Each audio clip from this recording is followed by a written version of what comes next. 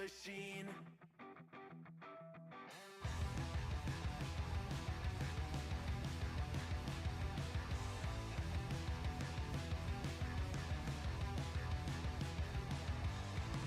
I wasn't always just a single shade, a palette full of gray in reverie. And I can burn it brighter than the sun. I have a golden gun inside of me. Don't box me in, don't, or I'll leave. I'd rather be a dreamer, I'd rather be free, I'd rather be a leader, I'd rather be a queen, I'd rather be a singer in a trashy cover band. I'd rather be a closer, I'd rather be clean, I'd rather be a poser in a magazine, I'd rather be pretty much anything else. And if I fall behind, ignoring all the signs, and if I lose the fight,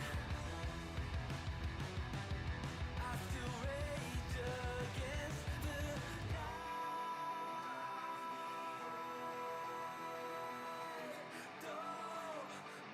I'd rather be a dreamer, I'd rather be free, I'd rather be a leader, I'd rather be a queen, I'd rather be a singer in a trashy cover band.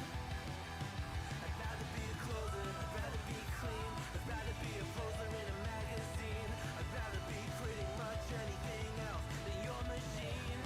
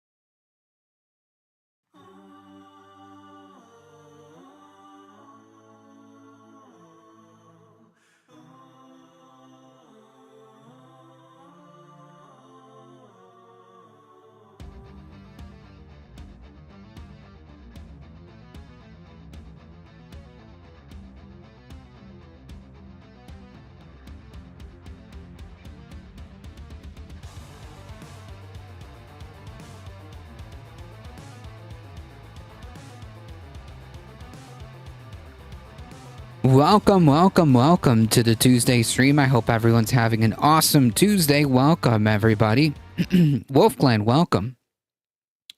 Yellow King kicking things off with a tier 1 sub for 48 months. Can you believe that? Thank you so much for the support. I appreciate it. Thank you.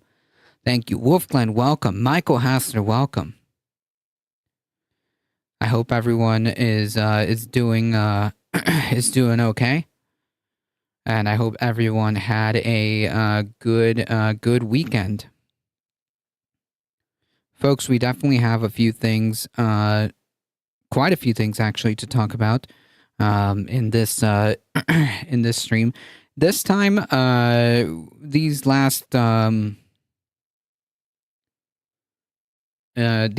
couple of streams that are left in the year are going to be a little bit limited. I can tell you right now,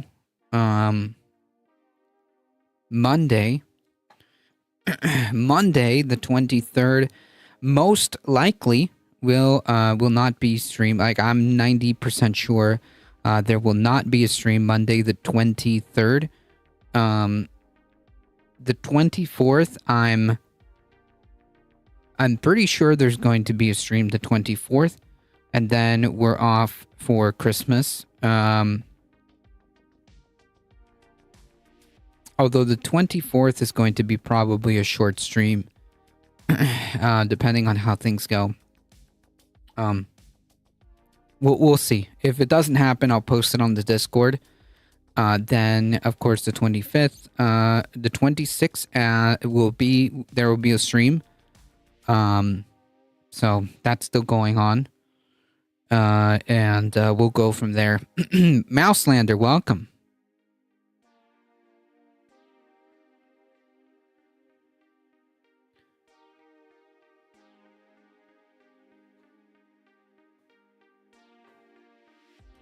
Folks, if you're on the YouTube,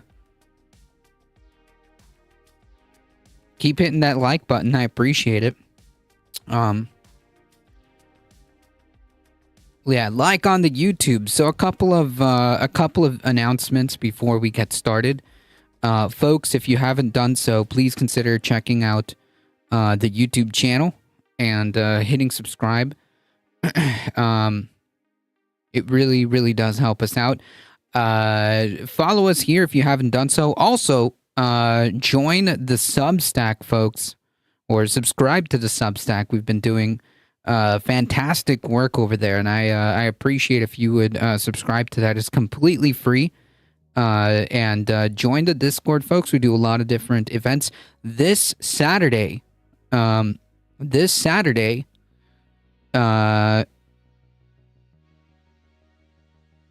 us on the Discord as we will be playing the Michael Moore documentary, Sicko.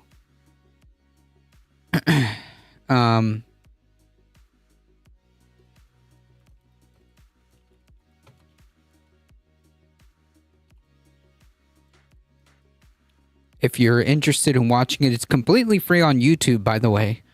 But if you want to join us for that event, we will be streaming it Saturday about 6 p.m. I'm pretty sure that we will be able to do that this Saturday.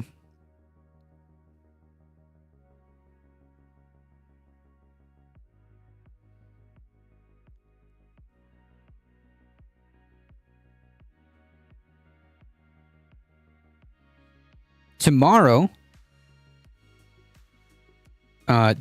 join us as we will be streaming or we will be speaking with the Beckosphere. She will be joining us about 6 p.m. tomorrow. So definitely tune in for that. I think it'll be a good conversation. I think it'll be fun. So do join us for that. I think that's about it for the announcements. I'll make the same announcements again, especially for tomorrow. Especially for tomorrow, because that's going to be really fun.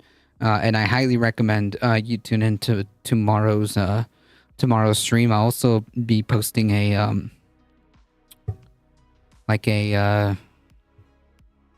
not a YouTube short, but one of those Twitch shorts, I guess. I'll make a solo announcement. In fact, I can probably do it here.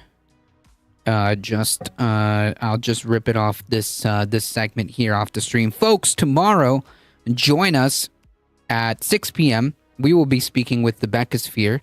So I definitely recommend to join us tomorrow on Twitch about 6 p.m. right here. There you go. I will just steal that right off the stream.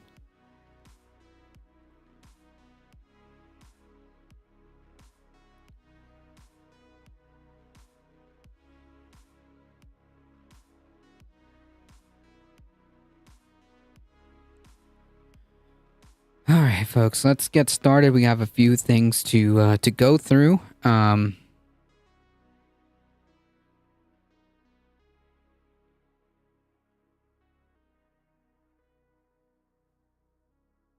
Should probably start with this one here. This is actually a wild story. If you haven't heard, there was a woman who was arrested and jailed, and they attempted to charge her with like some really nonsense charges for saying deny, defend, or whatever, the three words that I always get them confused because there was an initial like misprint. It was deny, delay, and defend, I think, is what the words were. Anyways, I always get it confused with depose. In any case, there was a woman, I believe this is Florida, who was jailed because her claim was denied. Yeah, the 3Ds, there you go. Because her claim was denied, and out of frustration, she said something to that effect. And she was jailed for it because apparently that amounted to a threat. Which honestly, like from my understanding, the charges were consequently dropped because obviously this is a nonsense. There was no crime there.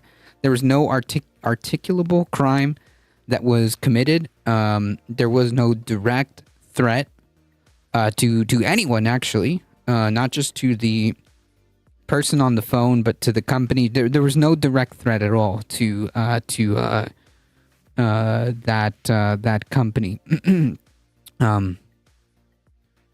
But nonetheless, they attempted to intimidate and arrest her, essentially. Yeah, the First Amendment, she should sue 100%.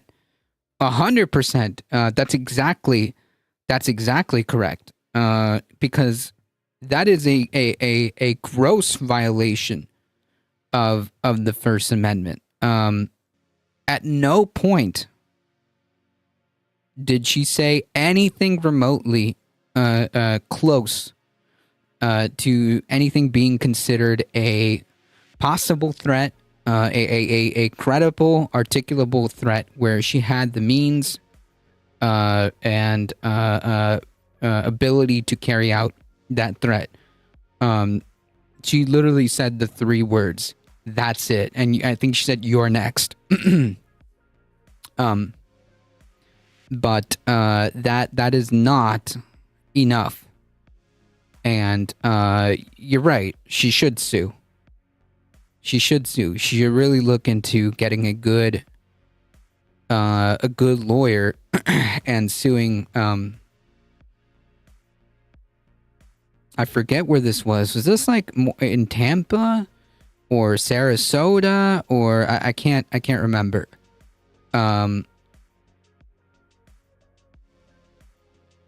Anyways, I think this story will David Doe will probably explain. With her head in her hands, Brianna Boston learned she would be Polk County. Okay, Lakeland, Florida, Polk County. Okay, got it. I see.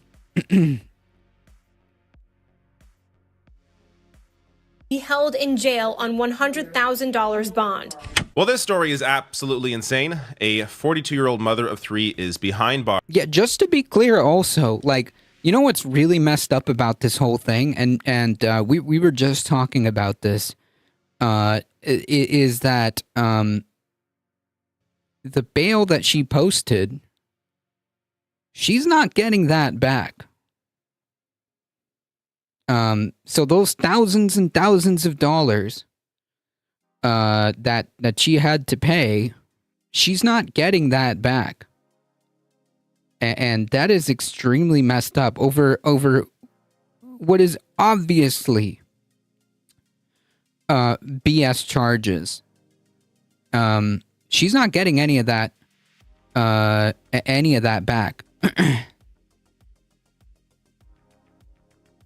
You get bail back.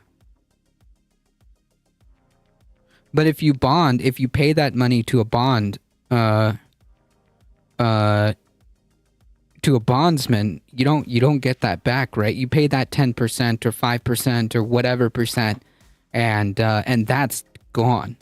Now, if you pay the full, like say, in her case, her bail was $100,000.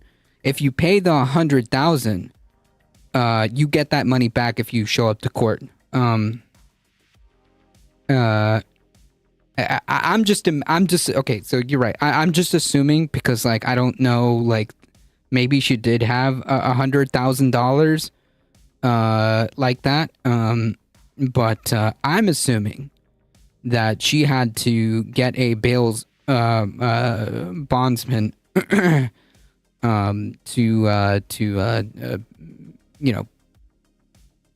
do that. There is a fee with a bail's bond, exactly, and you don't get that back. It's usually 10%.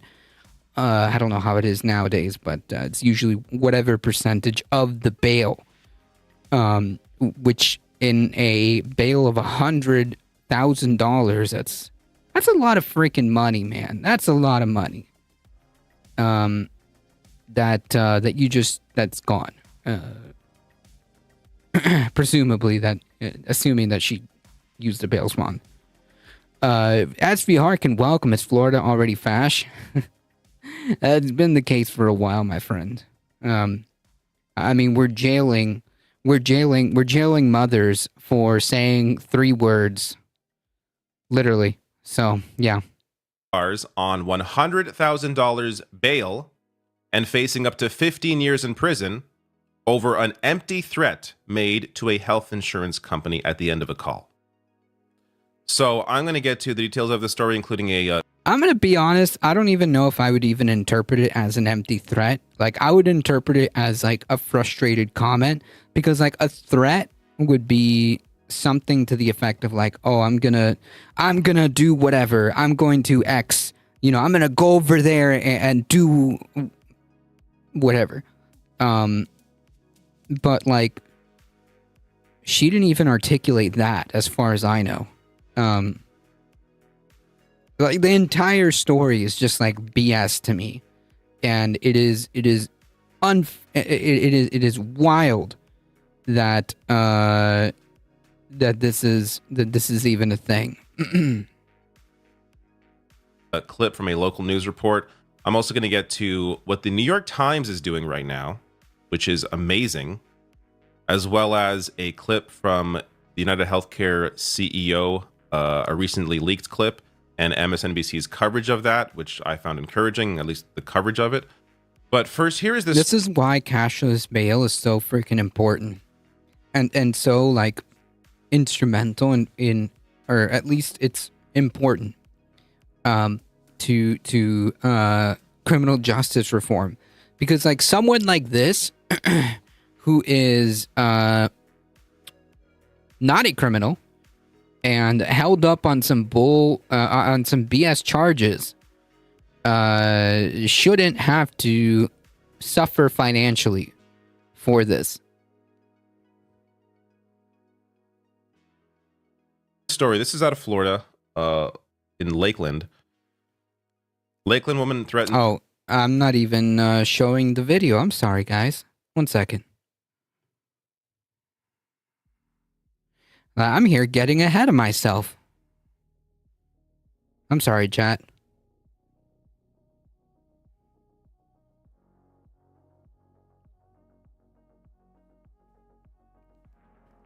Insurance company says delay, deny, depose.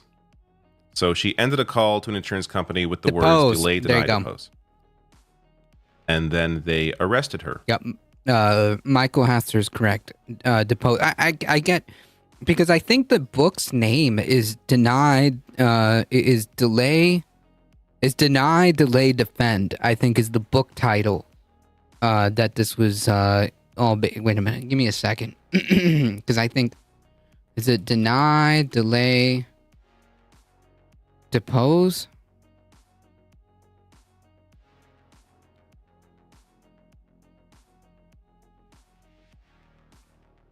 Book? Oh, yeah, okay, I'm confusing it with the book. I'll show you. On $100,000 bail. 1 second. Here we are. Yeah, this is why I keep mixing. This is why I keep mixing the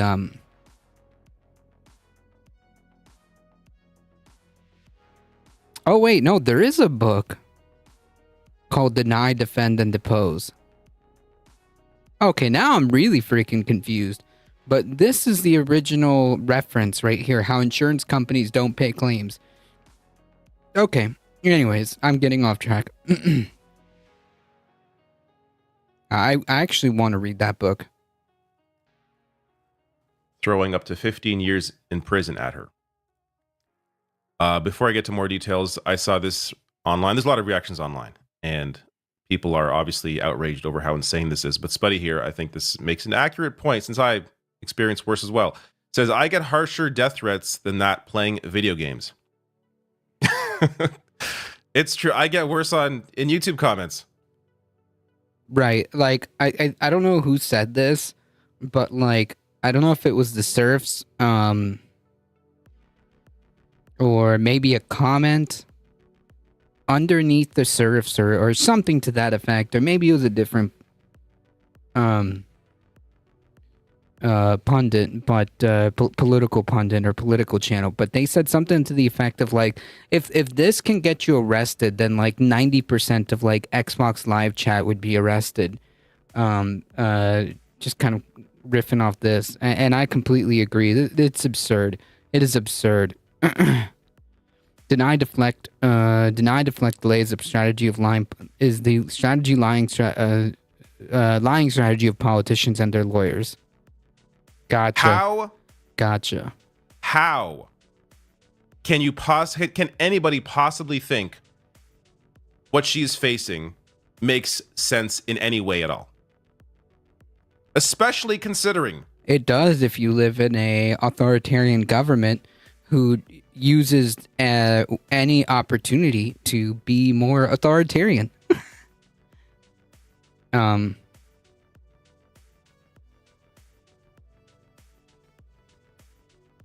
Any authoritarian government, in this case Florida's government, would use this opportunity to be more authoritarian. So that tracks. That tracks. I'm sure they gave the call center the order to call the police if anyone made a threat. Yeah, and like a threat, you know what I mean? Not 3 words. not 3 words. That's not a threat. That's not a threat at all. That private health insurance directly leads to people dying when they're denied health care. But that's perfectly legal. Being angry about it is not. So, Brianna Boston, 42, had reportedly placed a call to Blue Cross Blue Shield regarding recent medical insurance claims that she was denied. The entire... And just to be clear, this is the same company that was not that long ago, about a week, we'll say like a couple weeks ago, was attempting to roll out a stipulation on their policies that would limit the coverage on anesthesia, so that if a surgery, say, goes beyond a certain arbitrary time, they wouldn't cover that cost of anesthesia, which is one of the more big ticket items on a surgery. And of course, after the incident that happened with the United Healthcare CEO, that was rescinded. But this is the same company, just to be clear. I'm sure that, yes, that's Fash. Hey, Heat, how's it going? So just to be clear, we're talking about the same company. I mean, like, this is just absurd. This is just absurd, beyond absurd.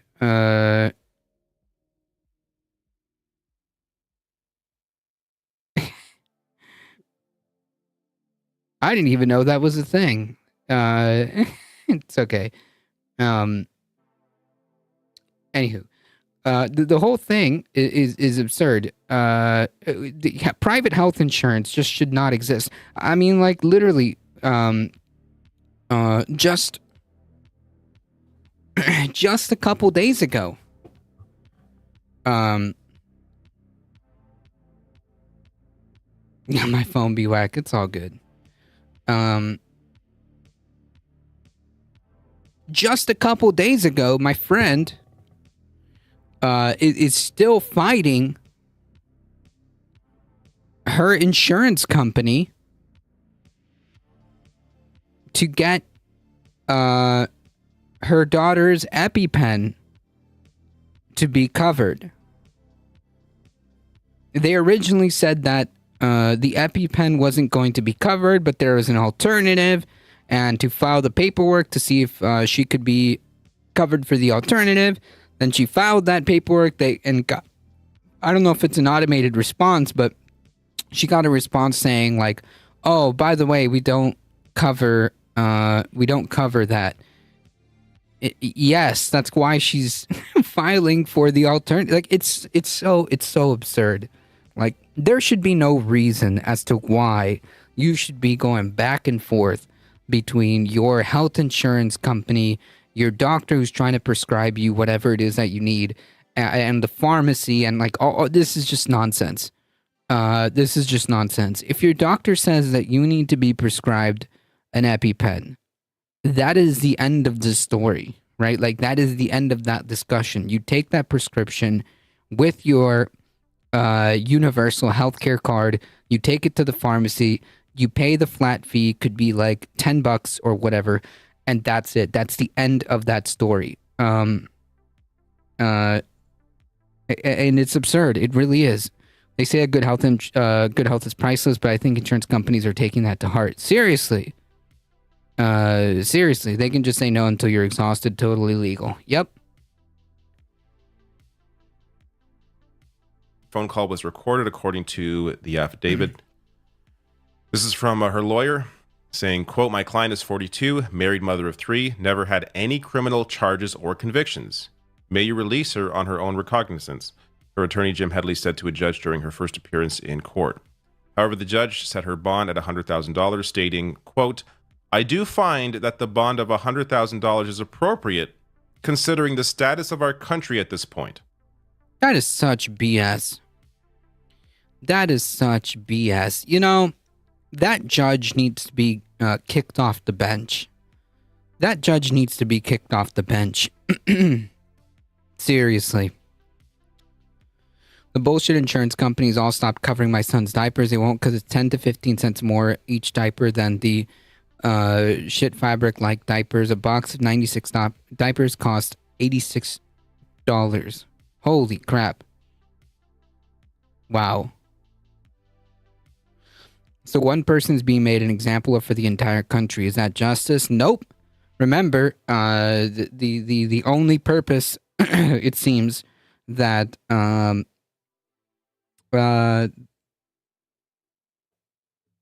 justice in the sense that capital is protected. In that sense, yes. But it's pretty heft. From my understanding, I don't know if David is. I haven't watched a full video, but from my understanding is that they ended up dropping the charges because it's obviously so absurd that, you know.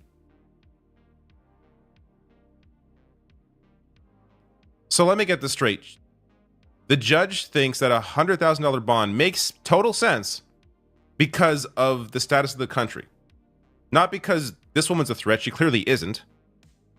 But the status of the country, people being angry about health insurance, legitimately angry about it. Because of that, this makes sense to the judge. It's hard to... It's hard to absorb any of this because of how insane this clearly is on its face. I don't need to explain how insane this is. By the way, just to be clear, the cost of manufacturing a epinephrine auto-injector, i.e. an EpiPen, a 2-pack EpiPen is $8 frickin', by the way. $8 frickin'. This is what she's being hustled for and haggled for because the insurance company doesn't want to freaking pay, doesn't want to freaking cover it and wants her to go to this alternative and whatever. $8 effing is the cost, okay, to manufacture the 2-pack auto injector for what we know as an EpiPen. Just to be clear, no one's being prescribed an EpiPen for the fun of it, okay? If you are being prescribed an EpiPen, it's because you have such a severe allergy to something, whatever it is, bees, peanut butter, it doesn't matter. Whatever that severe allergy is, the reason why you're prescribed that is because you could freaking die. Is because you can die of anaphylactic shock. If you manage to come into contact with that hyper allergic whatever it is. So yeah. Bong and stuff. In 2007, a pack of two EpiPens cost about $60. I can't imagine what it would cost now without insurance if you just paid out of pocket. Yeah, it could be fish, it could be seafood, it could be it could be really anything that causes like a really bad allergic reaction that could send you into anaphylaxis. It could be a bee sting. So yeah, the doctor's prescribing that. Yes, nuts. For a reason, right? Like nobody wants to carry around a $400 EpiPen for no freaking reason. Thousands, I've paid it. Jesus Christ. They've done research to see how many hoops it takes before people give up and pay themselves. Yep. Trump is going to be seating 20 extra federal judges his second term. That's not good. Luckily, a lot of them are unretiring. Even I have to have an EpiPen on me at all times now. I developed a shrimp allergy August 2019 and went to the ER once. My throat started to itch and swell. I had no idea what happened at first because it turned really itchy. But it was red. Yeah, and depending on how severe that allergy is, anaphylaxis is deadly. Anaphylaxis can be deadly. So, it's not being prescribed for fun, right? It's not being prescribed because you want to carry around an EpiPen. Thousands I've paid it. That's wow. That's absurd. It takes the manufacturing cost is $8. It's absurd. I carry an EpiPen. I get them for free. Nice. This was Joe Manchin's daughter price gouging and Joe Manchin's wife lobbying the schools double their purchases of EpiPens. Yes, we actually covered that story. You're right. SV Harkin. Yes. This happened not that long ago, by the way. What was it? Like maybe a year or something ago, maybe 2 years. We talked about this. I remember specifically talking about this exact thing, SV Harkin. And Denmark, gotcha. My doc is a jokester, but when I told him my dad and husband want me to try shrimp again, he made sure don't. Yeah, no. That is, I imagine that is not a fun experience. The balls on these people to make a buck. Yep.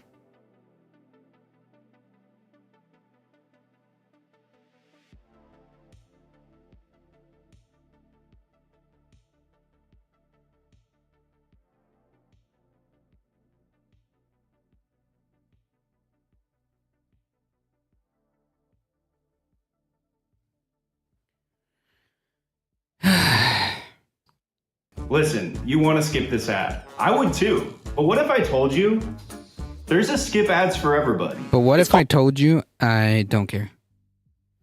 You like my little Christmas lights?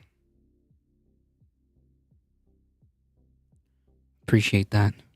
This was an empty threat. We are getting into the Christmas mood for these last couple of streams. Yeah, festive. There you go. I need to turn on the lights for the little Christmas tree too. I gotta check the battery on it and see if it works. Now, you may want to argue, well, you can't be uttering threats. Okay, fine. A warning, maybe. But 15 years in prison? $100,000? Yeah, like you could even take that as like a legal warning, right? Like you're gonna need to defend and be deposed because I'm gonna come after you, like legally speaking, right? Like there's literally no credible threat to this. Like there's no crime, in my opinion, no crime at all. And in fact, as I said, I don't know if David's gonna go into it because this was probably breaking when he when he started to talk about it, but ultimately I think the end of this is that she was released and all charges were dropped. So let me play for you this clip from a local news report. The nature of the threats, we would also be asking for GPS with house arrest conditions to protect the community. With her head in her hands, Brianna Boston learned she would be held in jail on $100,000 bond.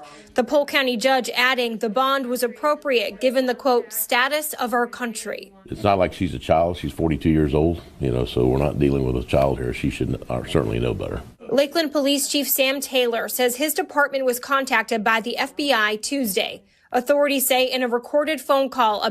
Dude, come on. Come freaking on, man. About a denied insurance claim, Boston told a Blue Cross Blue Shield employee, quote, delay, deny, depose. You people are next, end quote. She said, you people are next. Literally the title of like a book, how the insurance company, insurance industry legally gets away with stuff. Like, if anything, this is subjective, but if anything, that could be interpreted as a legal threat. Rapists get less time. Yep. The language matches the words police say were written on the shell casings found at the United Healthcare CEO's murder scene in New York City. Yeah, that's a freaking good point. So Biden's FBI can't prosecute Trump, but a mother can who did absolutely nothing. As far as I'm concerned, there is no articulable crime. There is no credible threat. As far as I'm concerned, like she did nothing and should not have been arrested at all. So yeah, that's a pretty good point. Take this very seriously, and we will put you in jail if you do something like this. It is not a joke. According Do to what? Boston's affidavit, the mother of three told police she did not own firearms and was not a danger to anyone. But she added, healthcare companies played games and deserved karma because they are evil. Absolutely insane. In a weird way, I think this is actually going to get people even angrier. Seeing how the state is responding to the righteous anger that people have at private for-profit healthcare. He's a fascist and doesn't even know it. Yeah, because like cops, whether cops are aware of it or not, whether cops are aware of it or not, whether this police chief thinks he's doing the right thing or not, I don't know. But in any case, he ultimately serves the ends of capital, right? He ultimately serves capital, whether he realizes that's what he's doing or not. Is irrelevant, I suppose. Ground level news. They had better. That's what I thought. People are going to be even more riled up. Yeah, and you know what? Good. Good. Now, there's already a lot. I mean, here's another example of people's anger. Altoona police say they're being threatened after arresting Luigi Mangione. So they, right here, their quote, "This is clearly a very polarized case. We have received some threats against our officers and building here. We've started investigating some threats here against some citizens in our community. We're taking all those threats seriously and doing all the follow-up we can with those." So this whole event has clearly sparked this overwhelming outrage at the healthcare industry.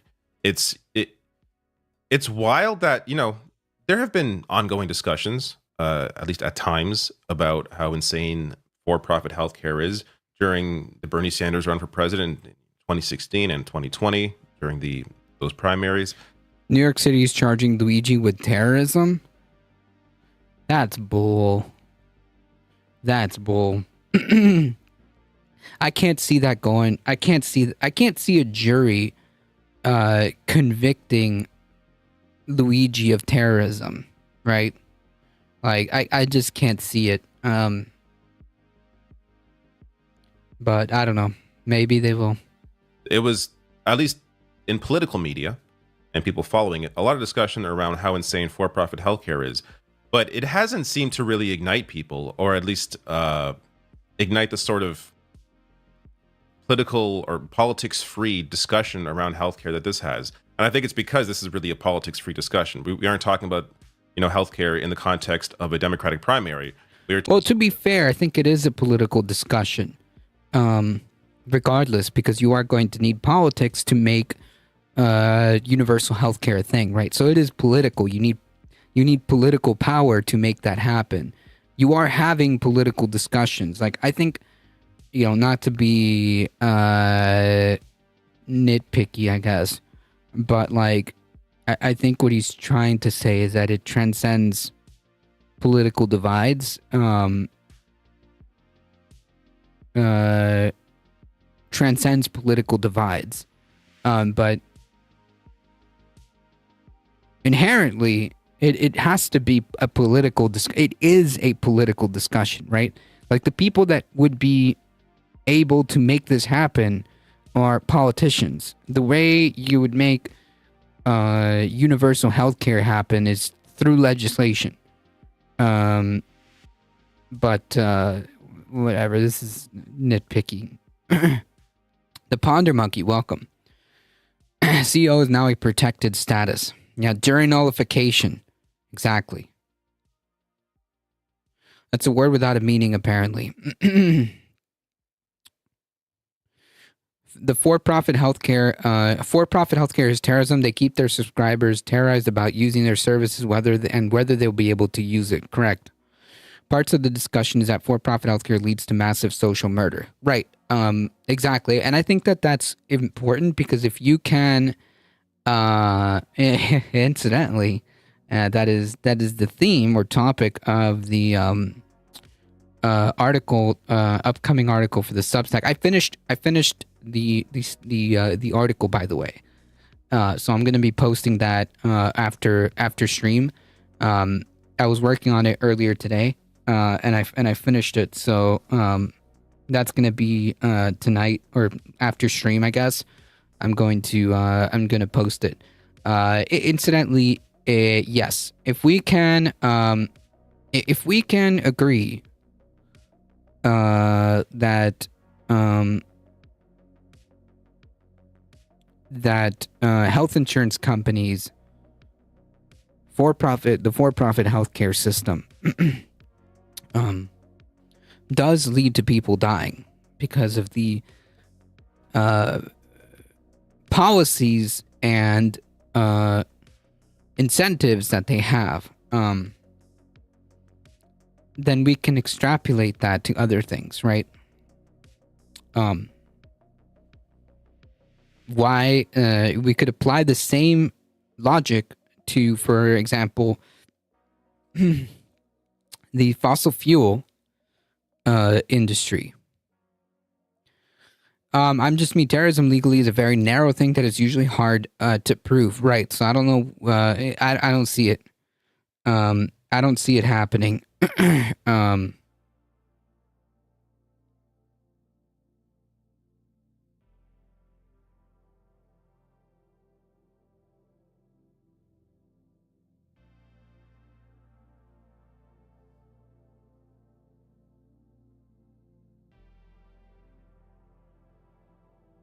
Talking about it in the context of the act of one civilian, one individual, and that is what has led to, whether you're conservative, whether you find yourself left, right, Democrat, Republican, whatever, people are all seem to be aligned on how insane for-profit healthcare is.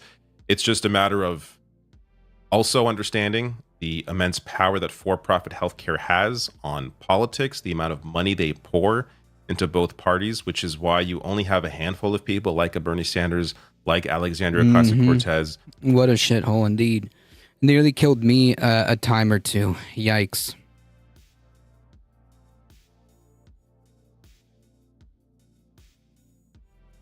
Eric Adams is still in office. How and Leonard Peltier still sits in prison.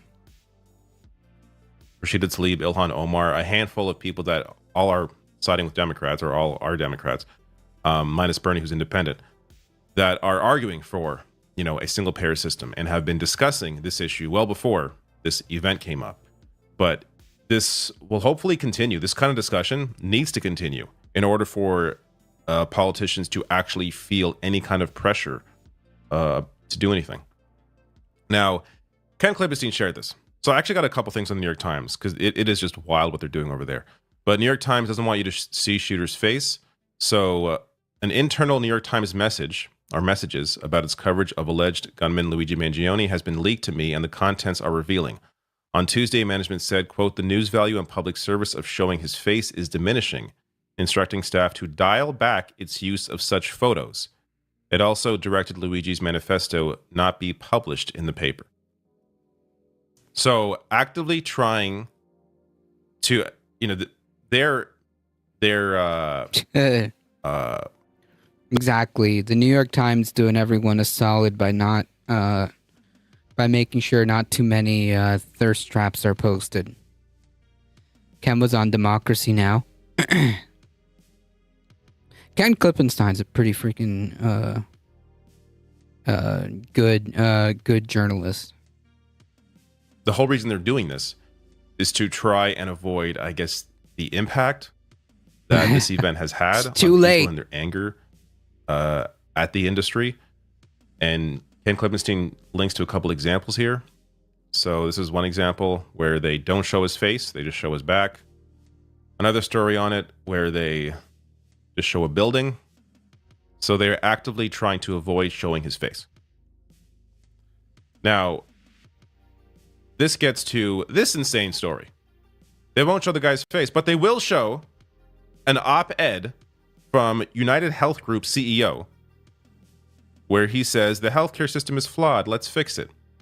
Yet if you go on to read the piece, it's all it is a defense of United Health and private healthcare. There is no deep discussion here about how insane it is. Of course, to be clear, of course there isn't this discussion because it is from a CEO, but no discussion about how insane it is to have a profit motive at the heart of a healthcare system. No, it's all about let's work together to be at most. He goes on to say we should be more clear about why we don't cover certain things. Well, here's the thing with that. So actually, he goes on to write, behind each decision lies a comprehensive and continually updated body of clinical evidence focused on achieving the best health outcomes and ensuring patient safety.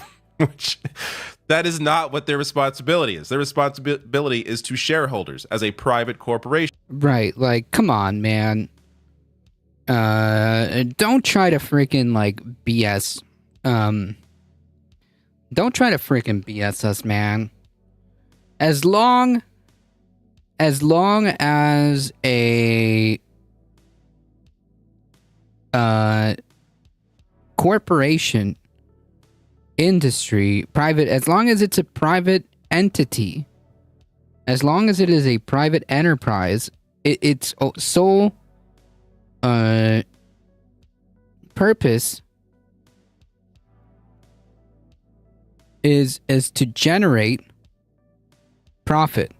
Okay, that is it. Healthcare is second. Healthcare is secondary to the extent that exists.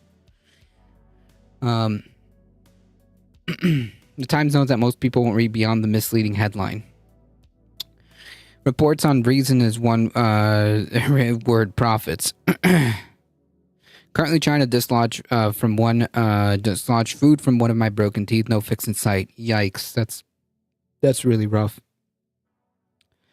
I saw Luigi was making direct eye contact with journalists and mumbling under his breath. The female reporter describing it was very flustered, talking about his eyes.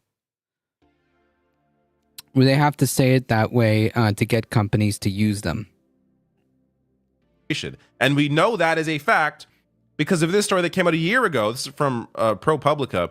United Healthcare tried to deny coverage to a chronically ill patient. And the patient sued them and was able to find internal evidence showcasing that they were hiding the help that this man needed because it was not beneficial to their profit or to their profit motive. So they go on right here. At one point, court records show United inaccurately reported to Penn State and the family that McNaughton's doctor had agreed to lower the doses of his medication. So they lied as a way to lower the doses of his medication to save them a few bucks. Another time, a doctor paid by United concluded that denying payments for McNaughton's treatment could put his health at risk, but the company buried his report and did not consider its findings. So their own doctor was like, what are you doing here? This guy needs the help. But they buried his report because, again, it did not benefit their bottom line. They did, however, consider a report submitted by a company doctor who rubber-stamped the recommendation of United Nurse to reject paying for the treatment. So they found who they could to approve what they wanted to actually do, which was... Right, and like, man, it's so freaking disgusting. I was actually watching a bit, or at least a piece, part of the documentary Sicko, and the health insurance industry, or at least one particular company, I can't remember, said something to the effect of like,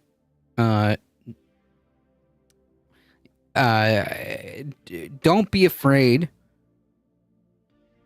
to issue denials, you're not denying people healthcare, you're just denying payment for it. Like, man, I guess that kind of like level of mental gymnastics is necessary as you sign off on people's death warrants. I guess that's the type of mentality that you need to put in the workers, right? As they deny people's treatments and sign off on their deaths. I mean, like, and knowingly doing so, right? Terrorism just means the use of violence or for an idealistic or political goal carried out by a rogue or non-legitimate militia country. Normally, it's not hard to define, but often misunderstood, like the U.S. Army, even during Iraq and Syria, wasn't technically a terrorist act. All these stories are so disgusting and only the tip of the iceberg. Yep. They want a second opinion on their responsibilities. Yep. And a third and a fourth. And then they'll say, well, I think we should probably try this treatment, even though your doctor said that's not what you need. It's a whole thing. I can make an event for that on Discord if you like. It would be a good watch. Yeah, I think so. If you want, set it up for Saturday. Same time, same place.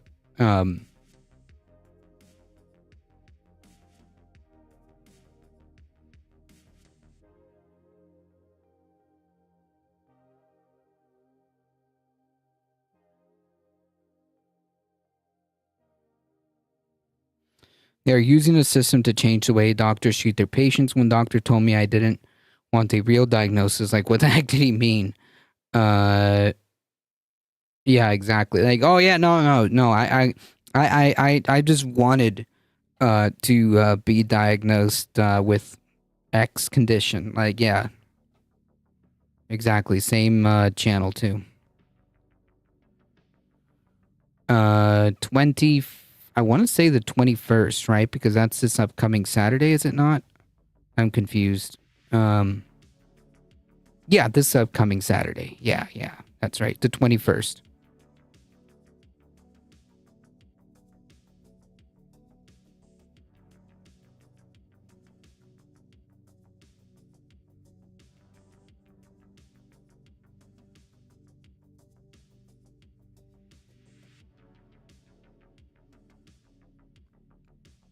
Was reject this man's healthcare, and that is the recommendation that they approved, while disregarding other doctors' findings, and not to mention lying about how much he should be taking for his medication.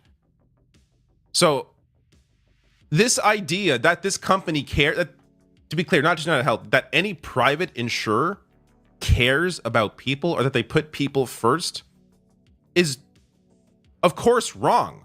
That isn't how for-profit companies operate.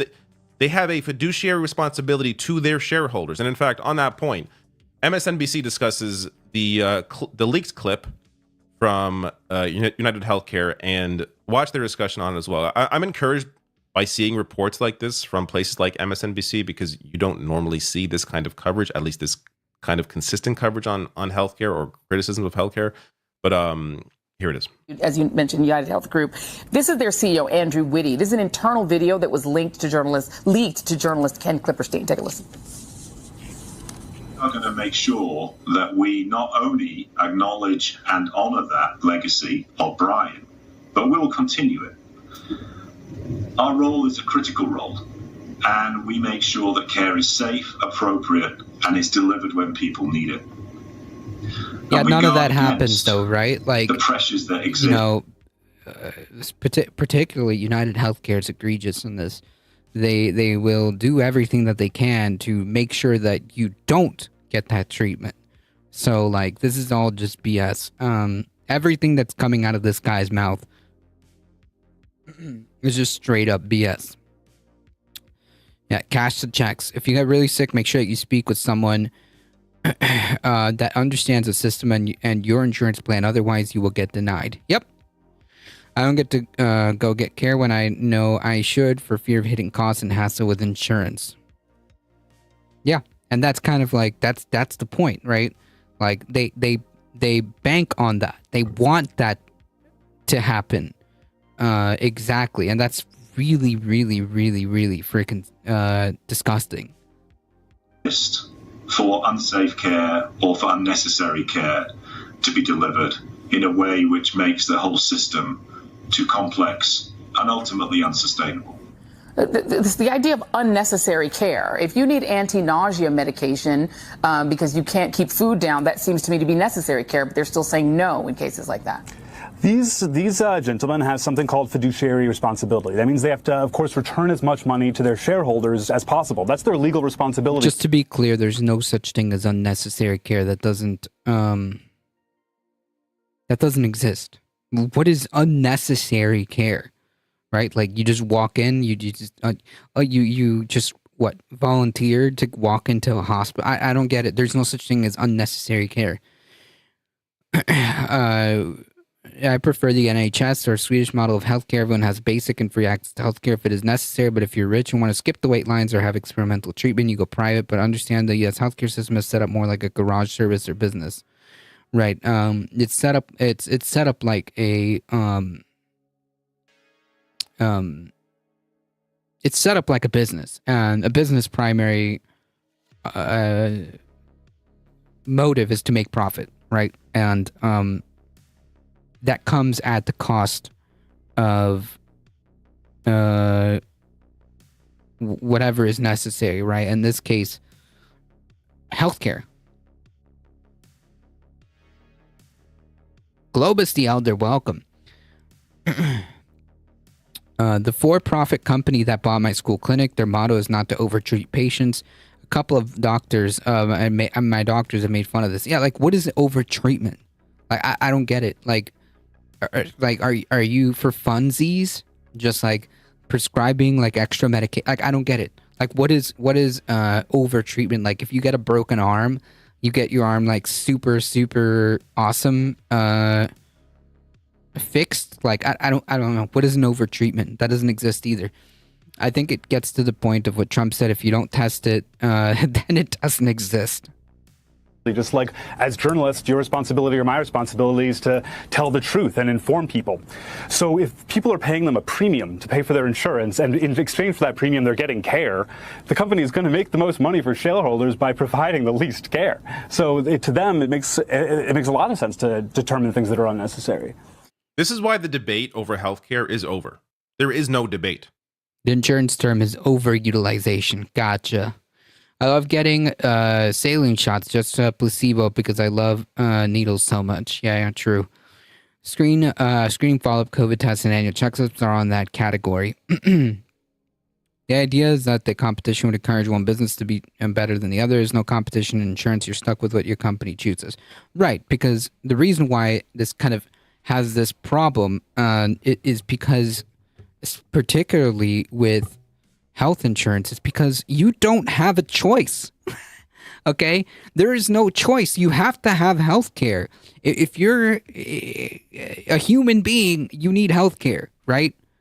It's just the way it is. It's like you needing food. There is no if, and, or buts about it. It's inelastic. You need health care. So eventually you will arrive at the state that we're in. If you get into any discussion where someone's like, oh, sure, it sucks here, and for-profit healthcare sucks, but would you want to wait in long lines in Canada or the UK or whatever? First of all, you have lines too. I don't know why Americans, at least some Americans, conservatives, Ben Shapiro, yeah, like, please spare me. Like, this idea that, like, oh, you want to wait long lines as opposed to now? Question mark? Dude, it takes months to see a specialist, and you have to have prior authorization after seeing depending on what type of policy you have, after seeing your primary. I mean, this is just nonsense.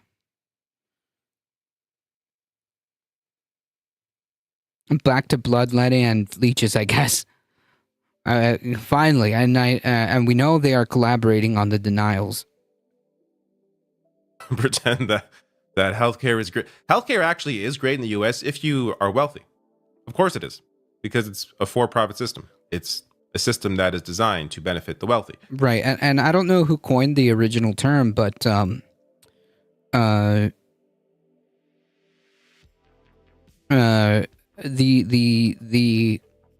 personally, the best way to describe it is we don't have a healthcare system, we have a wealth care system.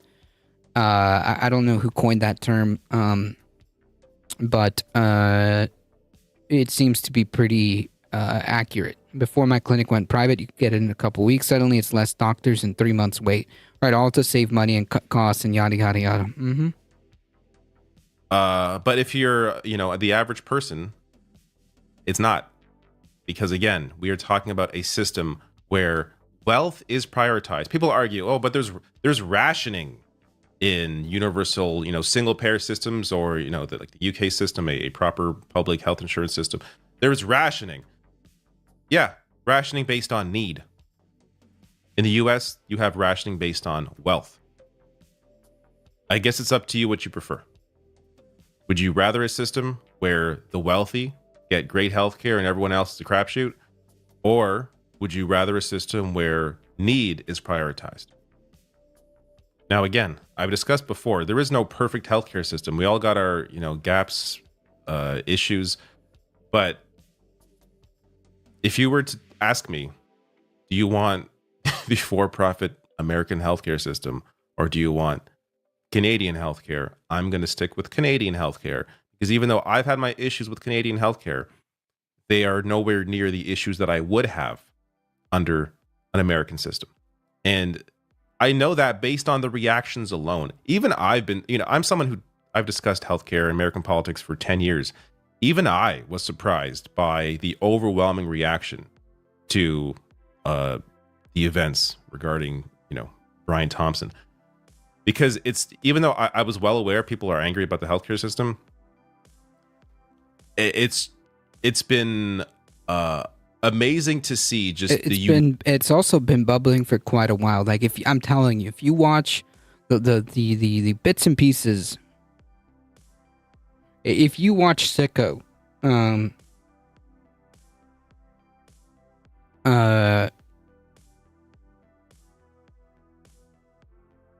you will understand. And by the way, that documentary was done in 2007. Okay, prior to Obamacare. Oh, that may have been a Ted Kennedy quote. Gotcha. I have kids. Getting them into a doctor at a time where I don't have to leave work means booking appointments weeks or months out. Yep. And I would imagine if you had a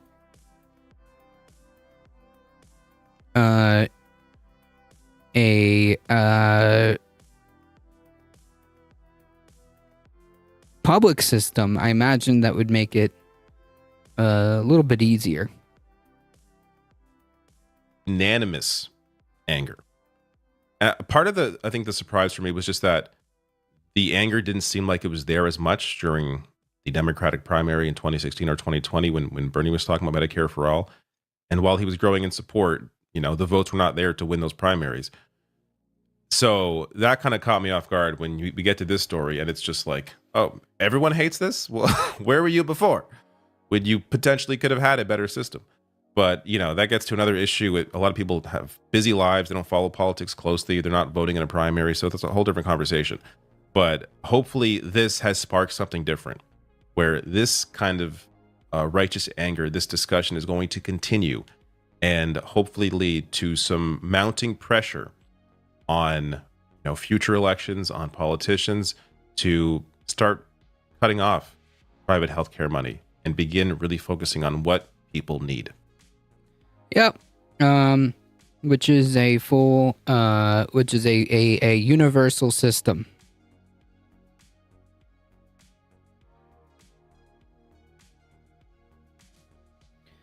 Unnecessary care, at least in England, would be like if I fell over from a small trip, bruised myself, and the doctor advised an x-ray, despite it being super unlikely that it's necessary because nothing could be broken with it better spent. Would be better spent on someone with a more serious injury, but the US might be different. Right, but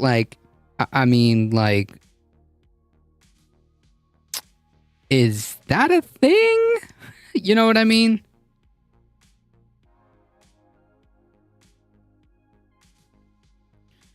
It just seems like unlikely that it would be a problem. That's why I'm saying like there's like unnecessary care just like feels like it's not a thing, you know? Like, yeah, let's just bring you let's just bring you into the X-ray for the lols. Like, even though we can clearly physically feel that you have no broken bones or whatever. You know, I'm just paraphrasing. But yeah, then let the doctors decide. Businessmen have no place in there. Yes.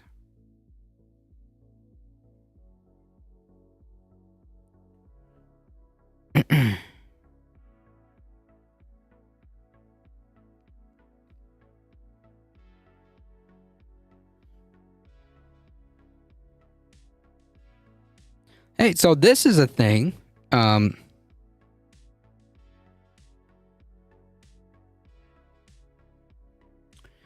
Somehow, we have found ourselves in a situation where the same people who participated in the fake elector scheme became real electors and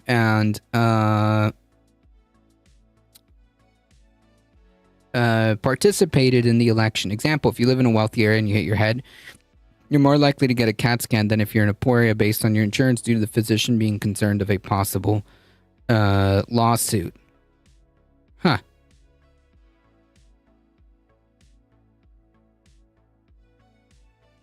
But like, why? There shouldn't be. This is so absurd. Trump stole the election with Elon's help. I'll never stop believing.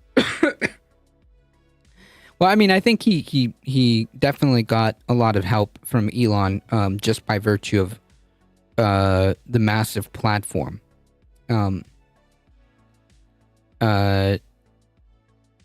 Just by virtue of having the backing of not only just like the wealthiest individual, but his massive platform as well.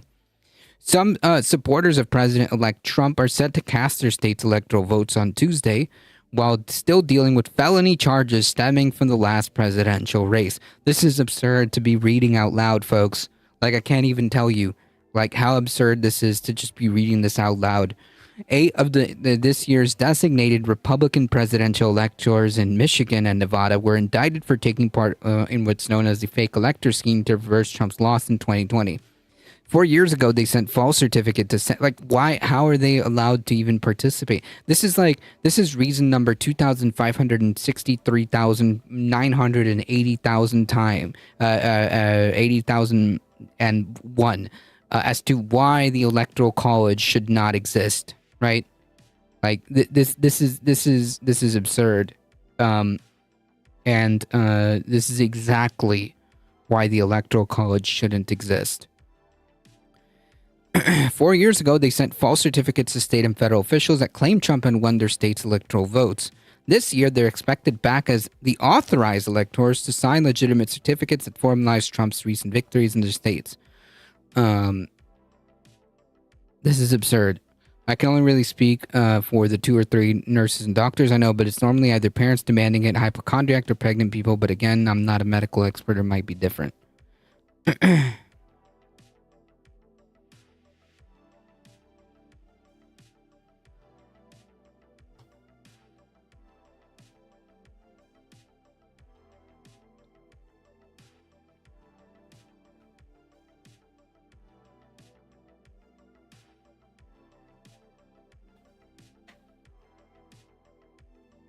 Yeah, but is it like a really common thing to be doing quote excess care?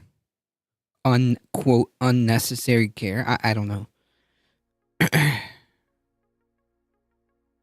As states take the next step in the transfer of presidential power, some legal and election experts see the return of these 8 criminally charged electors as reminders of how much leeway the state political parties have in choosing potential electors and how much Trump has come to dominate the Republican Party across the country. Yeah, I mean, it's his party. I mean, a system made by a few random guys hundreds of years ago, they thought that they thought themselves was janky, is outdated. Just a little bit. Just a little bit. While Trump's re-election has derailed the election subversion cases against the president-elect, state-level criminal prosecutions against his allies in the 2020 plot are moving forward. No possibility of presidential pardons, which only cover federal crimes. In Michigan, the cases against the 6 returning electors, Amy Facinello, I don't know, Hank Choate, John Haggard, Marion Sheridan, Meshon Maddock, Timothy King, all who have pleaded not guilty, are still working their way through state court after Democratic Michigan Attorney General announced these charges in July of last year. And in Nevada, the state prosecutor filed new forgery charges this month against 2 returning pro-Trump electors, Jesse Law and Michael McDonald, who chair the Nevada Republican Party. A state judge in June had thrown out an earlier indictment against Law and McDonald and others because the judge ruled state prosecutors chose the wrong venue for the charges. Phenomenal. 5% of the population accounts for half of the healthcare costs.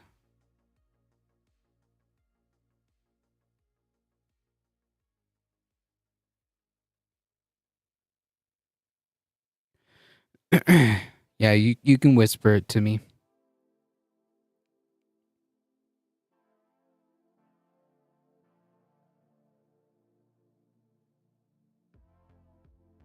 Yes, the link. Technically, it is not excess. However, depending on what your insurance is, i.e. will pay for, the doctors fear their malpractice insurance rates will go up. The treatment where you get when you have Medicaid versus a platinum insurance plan is light years apart, which is absurd.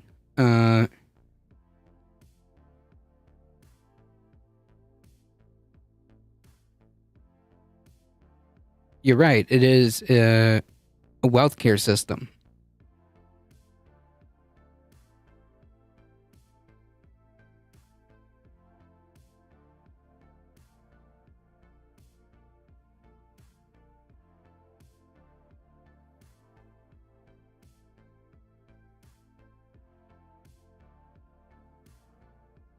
I feel like I want my bong and stuff. They want verification. It's from the Atlantic, titled Fixing the 5%.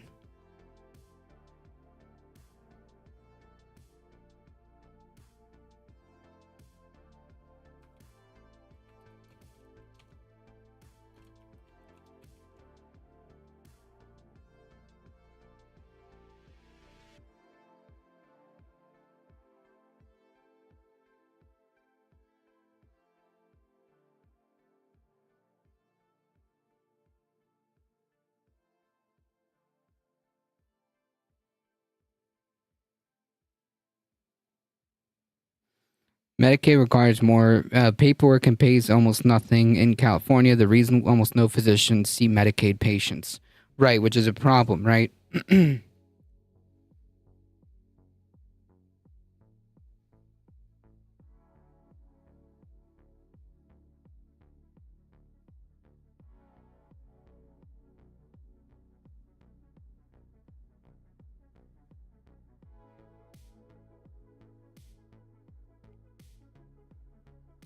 Oh, I see.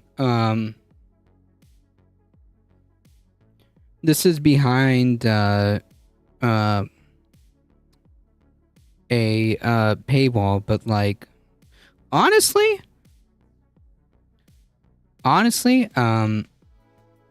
as they can share exact details or names, but only have heard it brought up a few times. Honestly, like I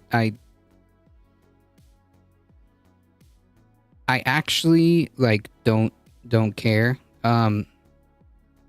because it would still be cheaper, right? Because I assume and I presume that this is already accounted for in every other healthcare system, every other universal healthcare system, and like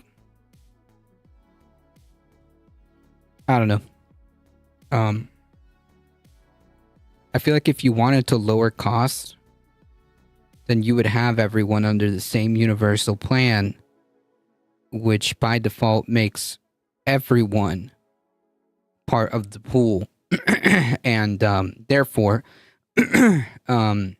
healthcare for everyone involved, including these, quote, super users, would be cheaper. So, yeah.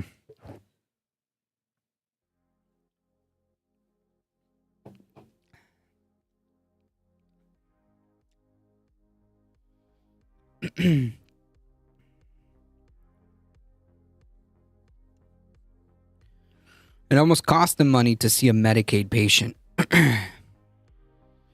And in Nevada, the state prosecutor filed a new forgery charge this month. Oh, yeah, sorry. The ruling is currently on appeal at the Nevada Supreme Court, and in case it does not get overturned, the Nevada Attorney General Aaron Ford, a Democrat, says his office will file the new charges in a different venue before the statute of limitations expires. Excuse me. Justice that requires that we pursue wrongdoing. Ford says, if our case proceeds to trial, we intend to hold them accountable for actions that they took years ago. It has nothing to do with their responsibilities and abilities to participate in the electoral process, that they did not break the law on this go-around. McDonald's attorney Richard Wright said in an email that the refiling of the dismissed charges looks like a political move by the Attorney General, who announced the new charges and his plans to run for governor on the same day. Ford says the timing was a coincidence resulting from a reporter's inquiry about his political future and how long it took the court to process the filing. Example, a Medicaid patient for an officer visit, even says 99,213 pays $20, and a normal insurance they get paid 50 to 60. Gotcha.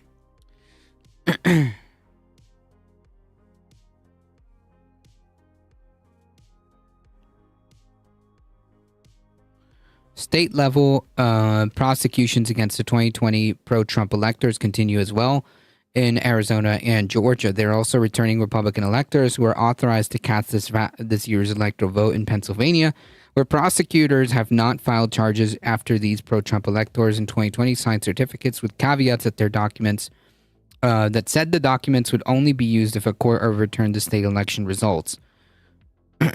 Presidential electors are usually leaders of state or local political parties or other longtime party supporters.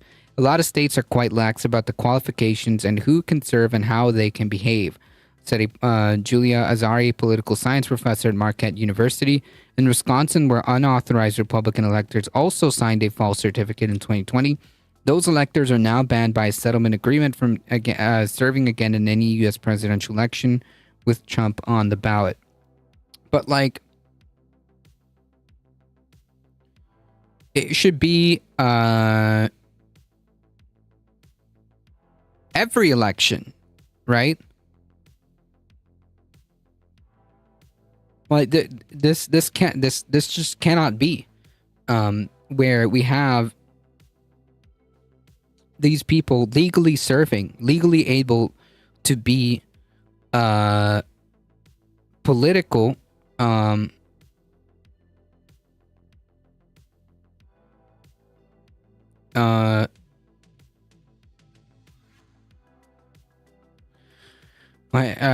again, I can't speak for the U.S. as our system is pretty different, less business and insurance based, but even then, testing isn't cheap. Probably a lot less in the States, though, to be honest. Yeah, I would imagine so. Like, it is absurd to have these people participate in the electoral system at all. And I think that if you try to overturn the election, then you should be banned permanently. This is not how a democracy can function. It just can't be. It just can't be. It becomes a thought experiment then, whereby you must set a value on life. If you refuse to set that value, then you are in fact killing everyone on the planet, but 10% of the population. You may not refuse this question while remaining in the "it has been accounted for" mindset. Or we could just say that, everybody deserves healthcare, and that cost, whatever that may be, is a cost that society shoulders and not the private sector.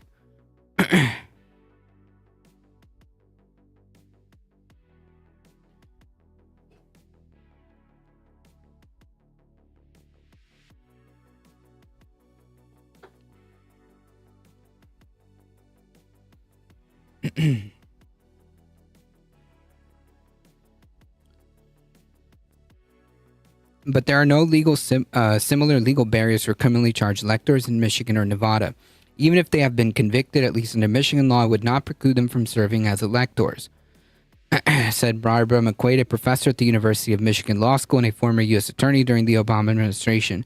I think probably the biggest worry is that people might have some doubt in the integrity of the electors who have been accused of abusing that power in the past. Right, like this shouldn't be a thing.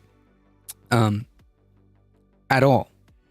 If there's any worry that has not stopped the GOP of Michigan or Nevada from selecting these returning electors to sign their state's official electoral college certificate this year. Democracy can't function like this, folks. This is a clown show. This is an absolute clown show.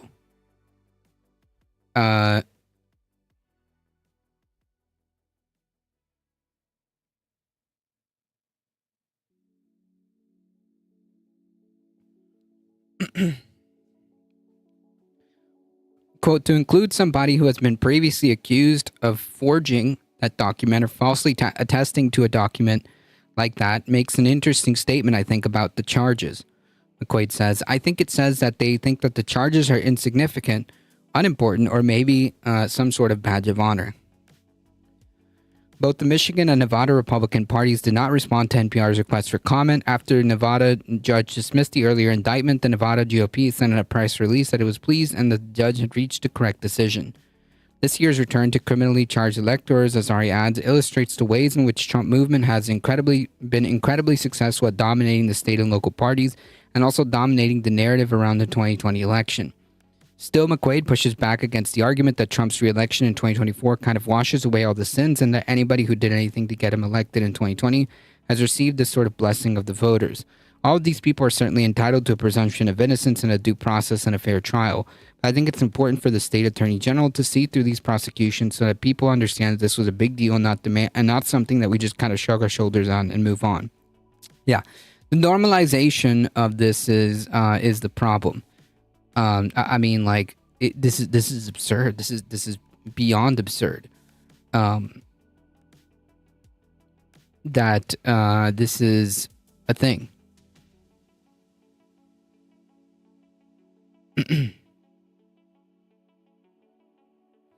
Part of the issue is advancements in life-saving methods. They are normally very expensive, so your life could be extended 6 months to a year, but at a cost of $1 million. Also, infants being born that are being born 30 years ago would die in 6 hours. Advanced care is given $2 to $5 million, and the infant dies in 6 months to 1 year. It's a large part of healthcare costs. Yeah, but I imagine that like society can sustain that, especially in a country that's so unbelievably wealthy. Like it's fine. Like it's fine. It really is. It really is. If you have such a if you are able to just write a check for,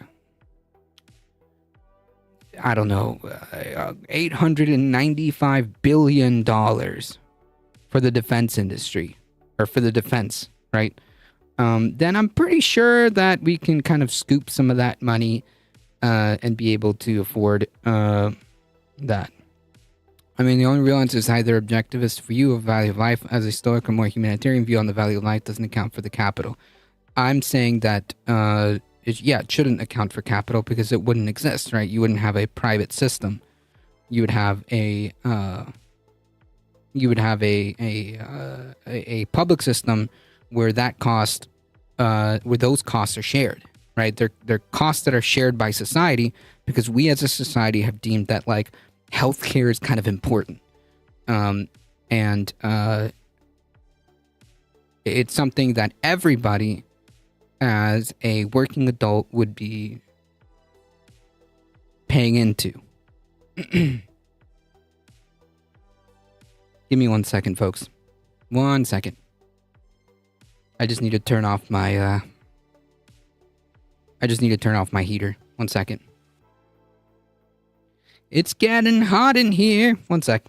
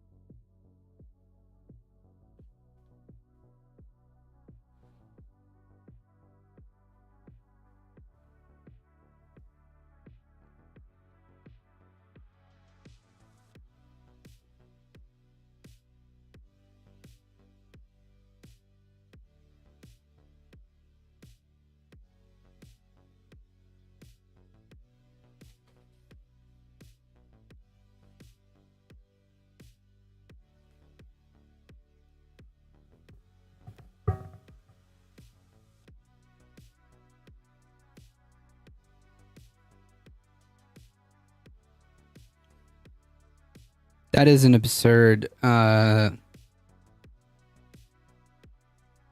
is an absurd hypothetical, given that the average lifespan in this country is like 70 something, and like, oh, hey, oh. Yeah, that is an absurd hypothetical.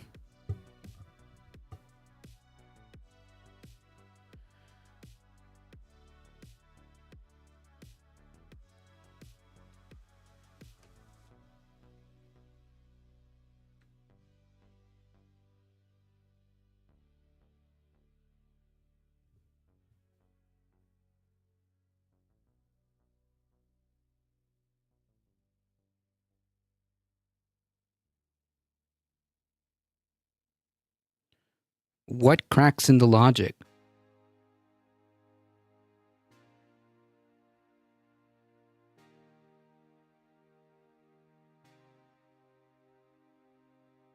That I believe that everyone should shoulder the cost of healthcare? I don't understand.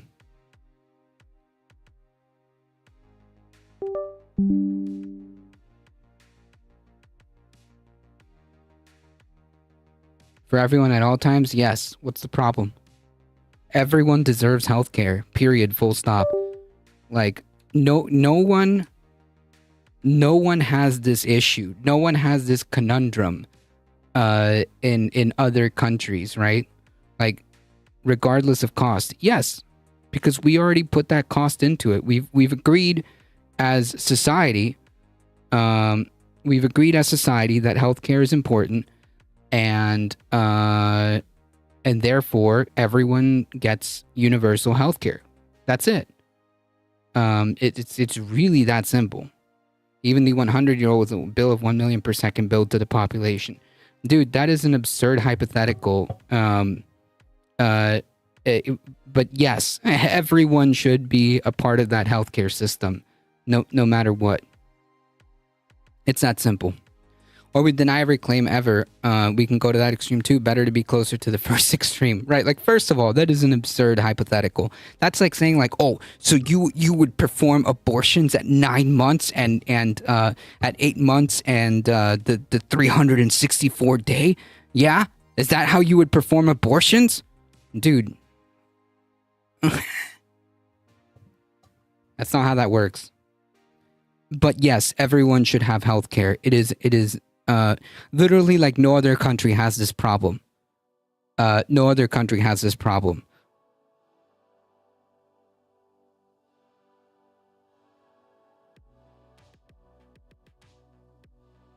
You pay for healthcare by taxes, and you provide it to everyone as a universal system.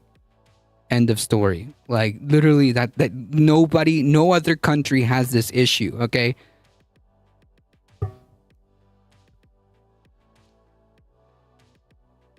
Like, it's not even actually worth entertaining that hypothetical because it's an absurd hypothetical.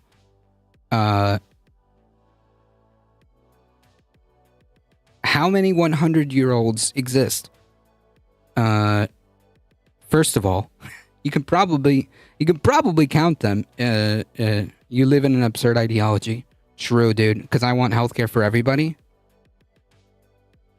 Like, what's absurd about the national health system? What's absurd about the way the Costa Rican health system works? Like, it literally just works. What about the Canadian system? Even with all its imperfections, still manages to provide some kind of base care for everybody. Like, I don't understand. The Swedish system. So what's absurd about that? It's a literally proven system. So I don't know who's being the absurd one in this case. The person who is making hypotheticals about a 100-year-old with a care cost of 100 million per second, or the person who wants universal healthcare systems based on the systems that have worked for literally the rest of the other countries. It's a utopian moral gesticulation without consideration for realities that would be realized. You're just okay. So you're just an idiot. Got it. Got it. You're just a moron. I understand. Gotcha. Give us the NHS or give us death. Yeah, the totally utopian model of the NHS. Yeah, the totally utopian model of the NHS that has been. Hey, how long has the NHS been in existence? It's been what, since World War II? How long has it been since World War II? Is it like 80 something? When was World War II ended? Or better yet, how long has the NHS been around? Yeah, dude, this utopian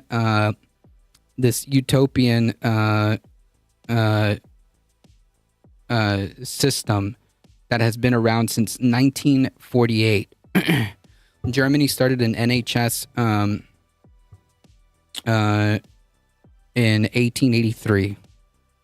Jesus. You would have to have rational care. HMOs do that now. You have to get authorization to purpose to make sure a procedure will give sufficient benefit.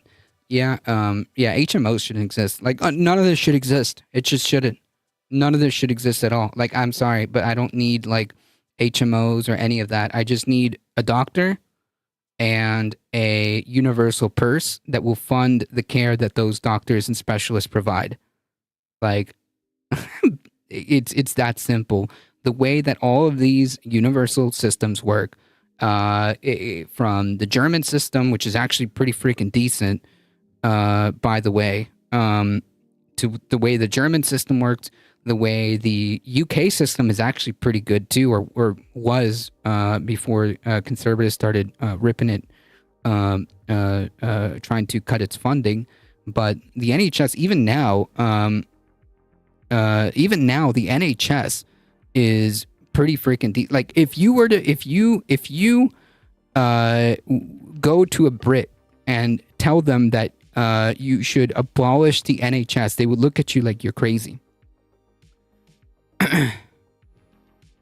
Tell me I'm not dealing with the reality while giving me a scenario that is outside the realm of reality. Yeah, it's absurd. Bottom line is, we will all die. There's a point where it is not cost effective. I'm saying that being at 63. Yeah, but like, I don't think that should be a factor. Does that make sense? Because being such a wealthy country that has all these resources, it should be a socialized cost, whatever that cost is, be 1 billion, 5 billion, 10 billion per year, 100 billion per year,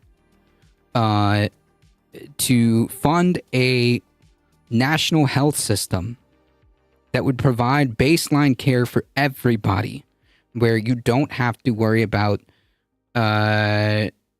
asking permission about your insurance, where you don't have to worry about making sure that you have money up front where you don't have to worry about whether or not this doctor's in network or that doctor's in network. You have to file an insurance claim here, get prior authorization, go through a second opinion because they think that, no, fuck all that. I'm sorry. Like, it makes sense. The country's not the country's not wealthy. Billionaires and millionaires are wealthy. Right. Right. Correct. Correct.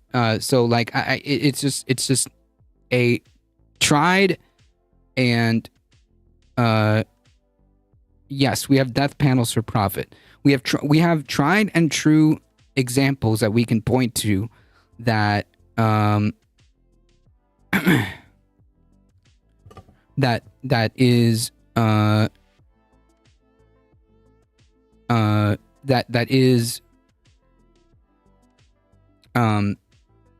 that you can look to and point to, that is in reality, that's being done right now, that you can point to be like, yeah, I like that system, or I like that system better. I like the German system, or maybe the Canadian system has these things that are better and these things that are worse, and just what, but the point being is that as a society, healthcare shouldn't be something that is privatized. And as a society, we should shoulder that cost. At the very least, I'm not going to negotiate against myself. I'm for free care for life. That is my starting position. Yeah. I mean, like, why not? You pay for taxes. You pay taxes. You're basically your entire working life. I mean, like, the least the government can do is make sure that your healthcare is funded, right? As a single payer, as being the single payer. Like, this is not like a utopian concept, right? This is very tried and true. So yeah, to say that that I'm the one living in some sort of or espousing some sort of utopian moral gesticulation. Yeah, like, first of all, you're just trying to sound smart. Second of all, I have considered realities. I'm using programs and systems that are in place right now. I'm using literally, I'm pointing to programs and systems that exist right now.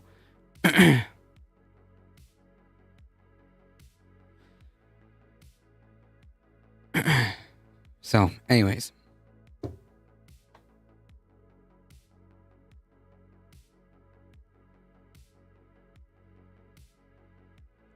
And that is a difficult truth.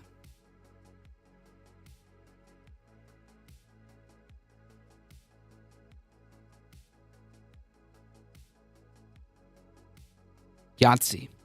Yeah, I mean, like, I think that, like, what really gets me is, like, this faux attempt at, like, intellectualism to essentially say in a unnecessarily long winded way of, like, well, actually, I don't think we have I don't think we should have a universal healthcare system because that's like a utopian idea. I don't give a fuck. I'm constantly being sold capitalist utopia of bootstraps and merit. Free healthcare sounds just as reasonable, if not more. Right, and just to be clear, like, you could do that right now under a capitalist system. Other European countries do it, and they're under capitalist systems. So, like, it's not even a capitalist thing. Or it's just like, come on, man. This is like a no-brainer for society. Even living under the systems that we live now, it's just wild that is that I'm being told that I'm being utopian. I don't know. It's just wild, the kind of nonsense that people come up with to justify such cruelty, because the alternative is what we have now, and like what we have now is just not working. It's bad. It's bad. It's killing people, and it's unnecessarily expensive on top of everything. And we're before dystopian around here. It's the individuals in charge of this country. Yeah, and just to be clear, exactly, those people that are in charge are being paid to maintain this system the way it is.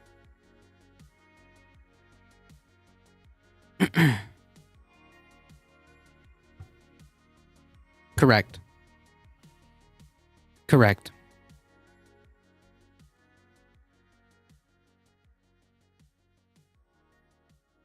All right, let's do something. Let's hopefully we'll get a couple of chuckles out of this story. Oh, do you have like a trailer of 2,000 Mules, or is he completely taken that down now? Let's find that. 2,000 Mules was a film that was released, I guess, a couple of years ago that purported to explain how the 2020 election was stolen. And here is the official trailer. As a waterfowl hunter, most of us, especially that live in the South, you're always waiting on a migratory bird to come to you. 2,000 miles is roughly a duck's journey from where we started in central North Dakota all the way to the Gulf of Mexico. What? I'm sorry. It's a duck hunting. This is a duck hunting thing. All right. Duck hunting documentary with the same name. Oh, sorry. God. That's 2,000 miles, not mules. Matt, oh my God, they should take away his whole entire commissary. Damn it, Matt. No commissary for you for the rest of the month, okay?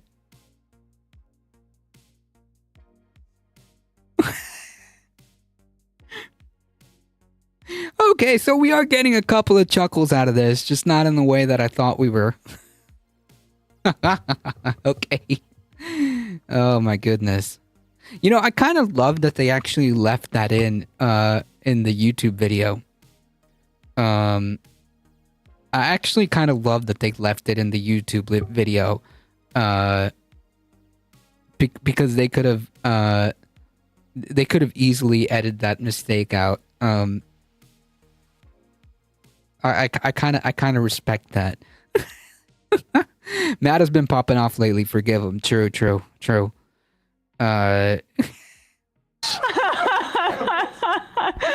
But I did think they were going to have... Do you remember that Duck Dynasty ad that Ted Cruz did back when he was running in 2016? You don't remember this? That was a big reality show back at the time. I do remember so that. Ted Cruz, to prove he wasn't a Princeton soy boy or whatever, smeared some paint on his face, and then he ended up doing a nag with the Duck Dynasty guy. Okay, here's 2,000 Mules. We have put together, I think, the most extensive and inclusive voter fraud organization in the history of American politics. Dun dun dun dun dun dun dun dun dun dun. Let me say it again. The 2020 election was the most secure election in American history. Let me begin by asking a very simple question. Do we know the truth about what really happened in the 2020 election? I think millions of Americans... Yeah, we by the way, just to be clear, we do know what happened. Biden won. That's what happened. There's not much after that. We did an election. It was a pretty standard election. And that's it. And Blair Witch Project vibes. Cruz cooked bacon on his barrel is ultra mega cringe. Know something went wrong, and they have little pieces, and no one's really put it together. I'm agnostic on this question, and I am awaiting more information. If I believed the president were a Nazi... Gorka! Sebastian Gorka. Might steal an election. Bold accusations require bold evidence, and they haven't seen it. We have been working on something big. Show me the money. Can we meet? I've been working with Greg Phillips. He has a deep background in election intelligence. Oh my God, stop it. All right. Now, you know what's sad? Despite being proven that this is bullshit, there's a lot of people that have been convinced that this is a legitimate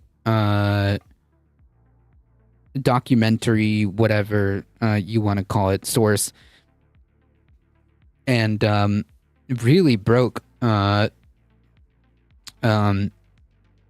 good chunk of this country. Off to the dispensary. Have a great night. Hey, nice. Thank you for stopping by the way.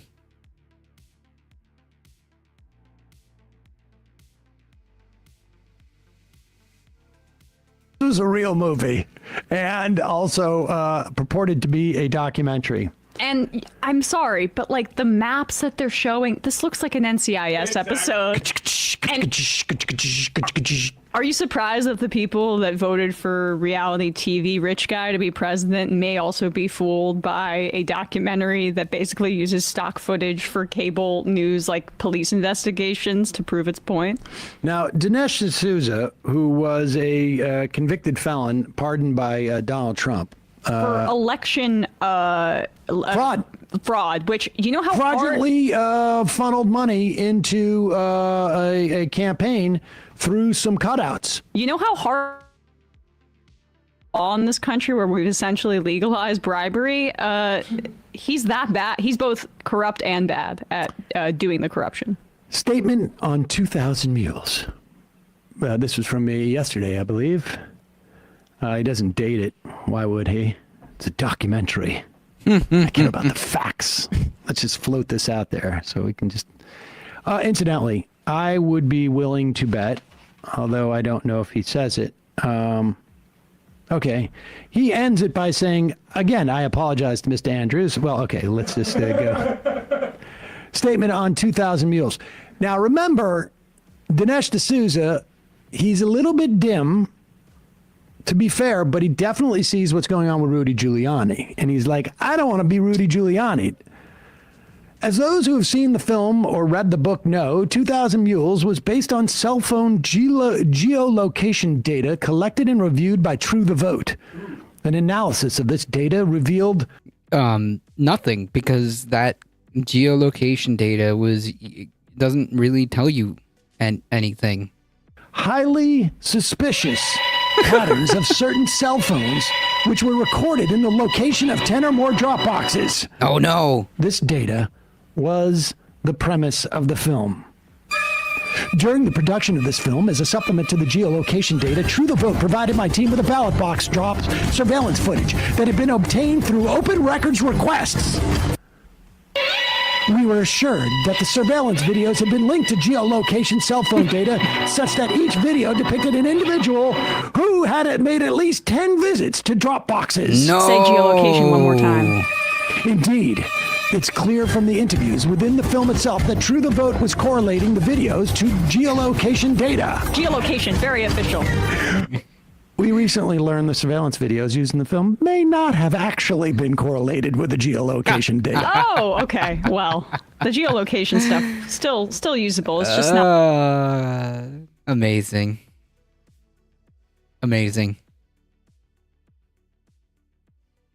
I think what's fascinating about this whole thing is that like people will like look at this and they'll be like, nah, the election was still stolen. I think that's like the most frustrating thing about this whole thing is that people literally look at this and will look at their retractions and will be like, yeah, no, the election was still stolen. It's like, really?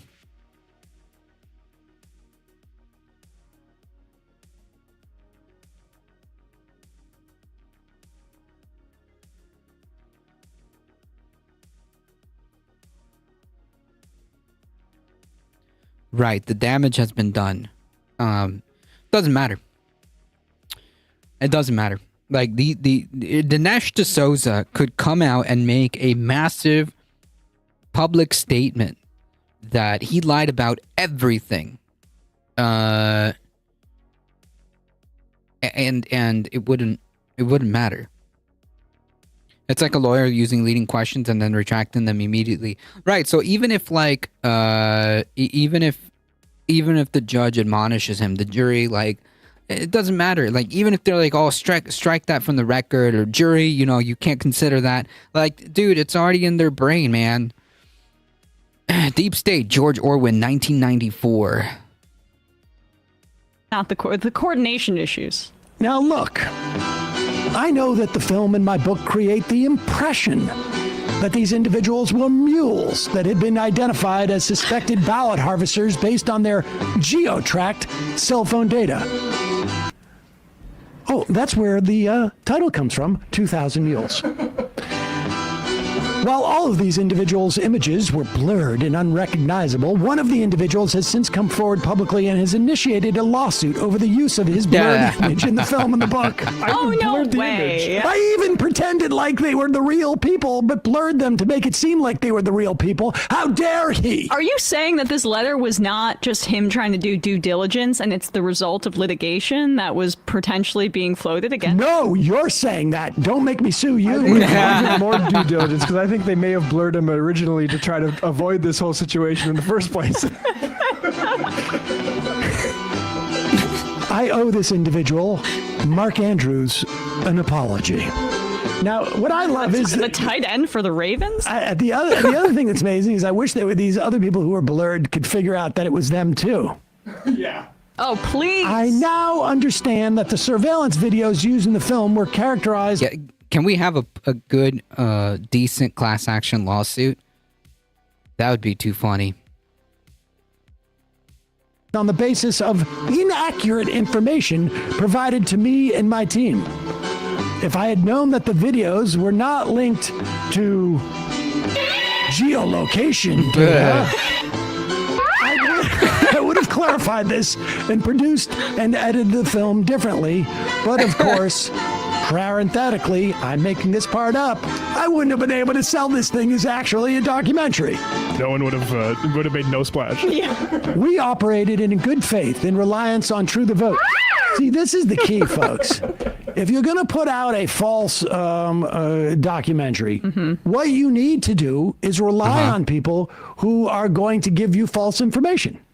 That's the whole point. Right. And if we can and then, I mean, I'm sure True the Vote down the road could say, like, well, we relied on these people, and subcontract all your lying out, and at the end of the day, you are innocent and can say this. We continue to have confidence in their work and also in the basic message of 2,000 Mules. That's what it means to be a mighty man of valor. Now, this is what I find interesting. We operated in good faith and reliance on True the Vote, and True the Vote gave them fake videos. However, he writes, we continue to have confidence in their work and also in the basic message of 2,000 Mules, namely the 2020 election was not the, quote, most secure election in U.S. history. Right, but that's not the premise of 2,000 Mules. Yeah, way to take accountability. Yep. That's not the premise of 2,000 Mules. The premise of 2,000 Mules is that there's a giant conspiracy of by the Democratic Party to effectively ballot stuff, right? Because these mules are bringing in these ballots and ultimately affected the result of the election. Of course, none of that happened, and there was never any evidence of that. But that's not what he's saying. He's saying that, oh, well, 2,000 Mules is just dispute the official narrative that the election was the most secure election or whatever. If you wanted to do that, you would just say that, right? But that's, I mean, you can watch the documentary. That's not what that is about. And we're either really stupid or viciously biased. It's hard to say with Dinesh D'Souza. Both might apply here. Far from it! And that there was systematic election fraud sufficient to call the outcome into question. Now, that's an article of faith, is it? But they're not. But like whenever they talk about this on Fox, the Dominion stuff, they're not saying that anyone did the fraud, right? Now they're just basically saying it more broadly because there's no one. The system did, but there's no way to sue if you just make that claim, but don't accuse anybody of committing it. Now let's just examine this for a moment. Okay. The basic message of 2,000 Mules is that the 2020 election was not the, quote, most secure election in U.S. history. Now, I don't know how you argue that negative. It's quite possible that it wasn't. It's quite possible that it was like the third most secure in the history of the United States. Right. History. And so what? Like, okay, so even if let's take that assumption. So, okay, if it's not really unsecure, then where was all the fraud and how was the election outcome affected by it? Of course, that never materialized. He never presented that evidence, has yet to ever present that evidence about how the election was unsecure to the extent that it was unsecure. And to add to that, how would that change the outcome of the 2020 election? And of course, none of that ever materialized in any of this. ¿Por qué no los dos? Placement level secure. Yeah, I mean, it could be the fourth. The other thing that he says, there was systemic election fraud sufficient to call the outcome into question. Now, we don't know what the threshold is for that, for him. And I would imagine for one person, it could be something different. Like if there is one person, if we can find one vote that was fraudulent, then we can call the whole thing into question. But here's the amazing thing. Imagine you are not the president of the United States, and you are running to as an incumbent, as a challenger to the incumbent. How do you have control of the election apparatus systemically such that you can win by the margin that Joe Biden did, but when you're president and have control of the government, you don't have that systemic control of the election apparatus. Even in the states, like the ones that were the most subject to Donald Trump harassing these folks for election fraud, Georgia and Arizona, they were run by Republicans at the time. Fascinating. But rhinos, obviously. Yeah. Deep state rhinos that just wanted to topple Donald Trump. Got it. I worked the polls as an election worker in New York for this past general. Election workers are so anal about their job. No one is doing fraud. Yeah, I mean, like, it's so freaking, like, small. Like, the way that you would have to do fraud to the extent that you could actually affect the outcome of an election would be, like, absurd. It would be a coordination that it would be absurd. It's not a thing that happened. I mean, it is incredibly difficult to make. First of all, it's incredibly difficult to do a single instance of voter fraud where you, as an individual, say cast a vote for somebody else, or cast a vote as a dead person, or cast 2 votes, or whatever. That's difficult. You will be caught, and you will have a felony record. But anyways, like this is just like not a thing that happened. What did happen is election fraud, or attempted election fraud, coordinated by the Republican Party. And the way they attempted to do election fraud is with the fake elector scheme. That happened because we have significant documents, testimonies, court cases, as we just talked about. You can look all that up. That was a thing. But what Dinesh D'Souza tried to sell here, it just never happened. Rhinos are even more rare than white rhinoceros. Exactly. What Dinesh D'Souza is really trying to do is just sell rage. That's what this was all about. The whole purpose of 2,000 Mules was to sell rage, and to continue to undermine the electoral system. That is the purpose of that. It's not really a documentary, but that is the purpose of that media.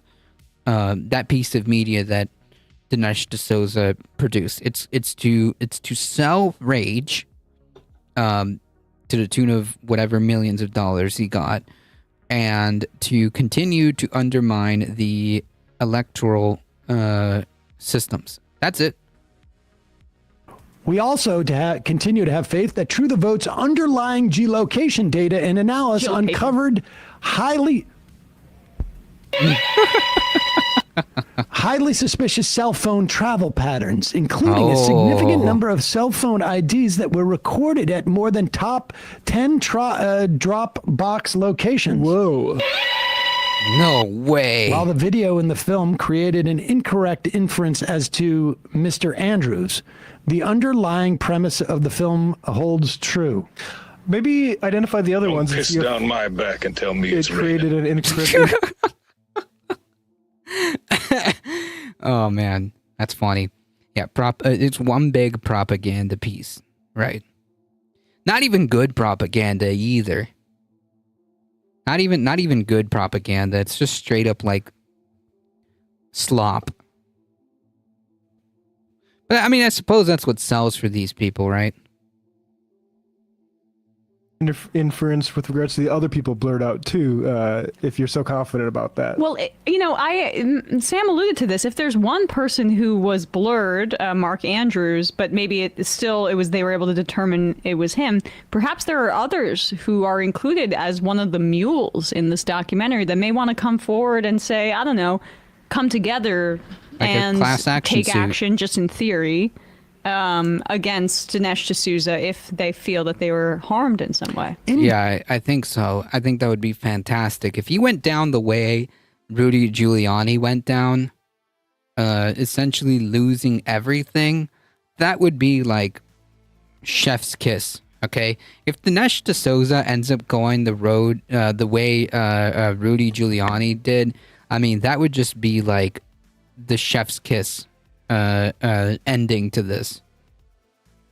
Indeed, if none of these freaking courts want to hold these clowns accountable, these people who are actively trying to undermine our electoral system and undermine whatever semblance of democratic institutions that exist, then at least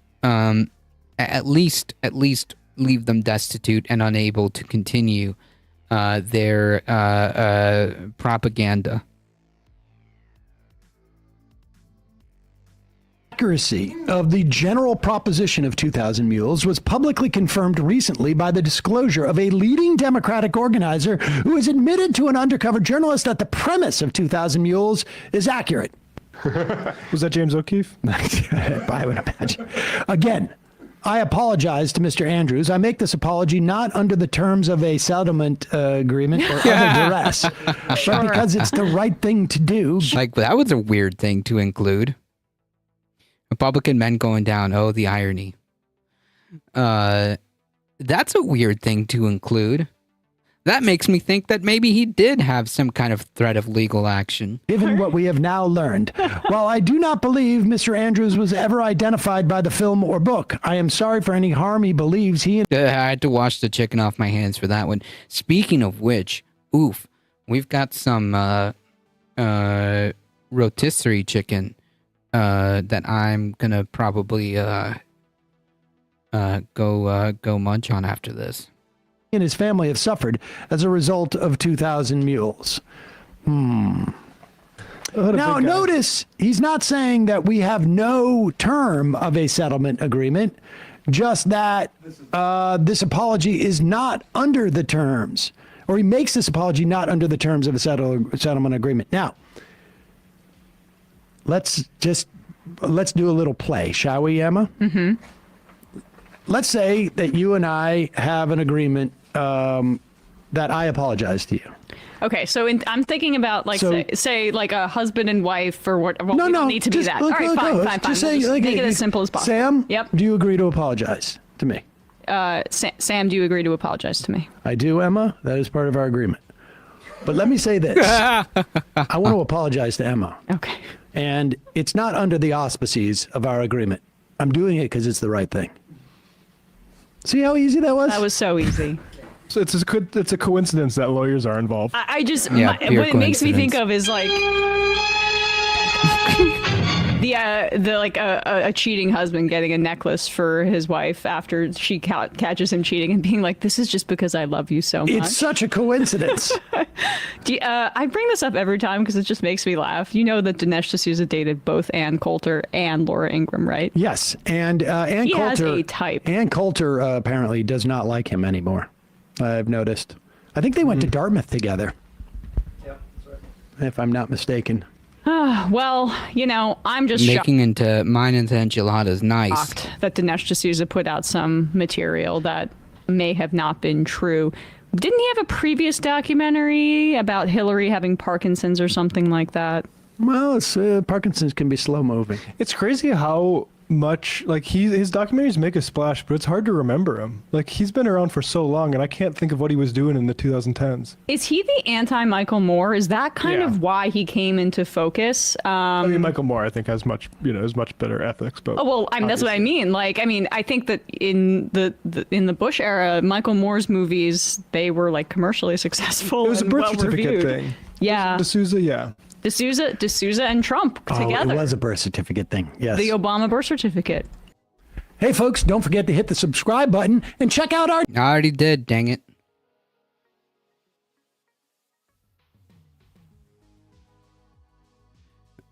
All right, we got to speed run through some of this.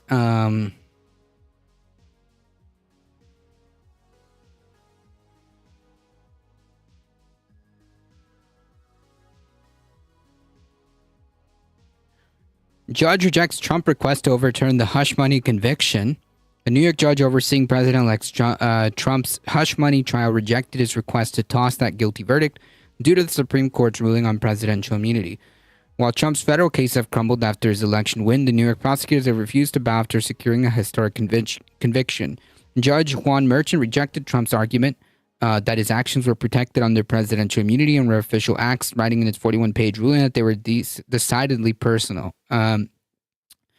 Earlier this month, Manhattan District Attorney Alvin Bragg argued that the Supreme Court ruling did not apply in this circumstance. President-elect immunity does not exist. But Trump's attorney have argued that prosecutors should not have been able to present evidence tied to official acts. The jury and argument prosecutors and Merchant denied.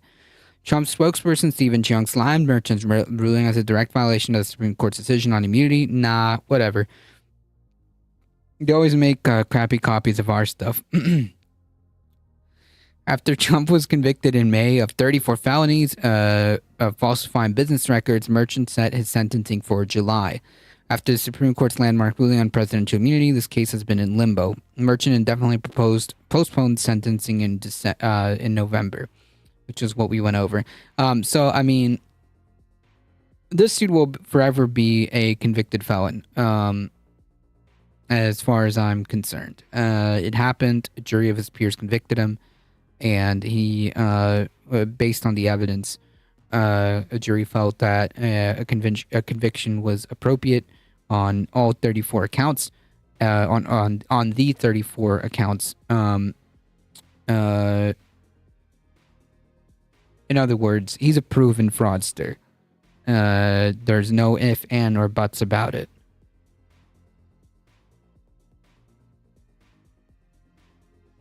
We'll see what happens after his term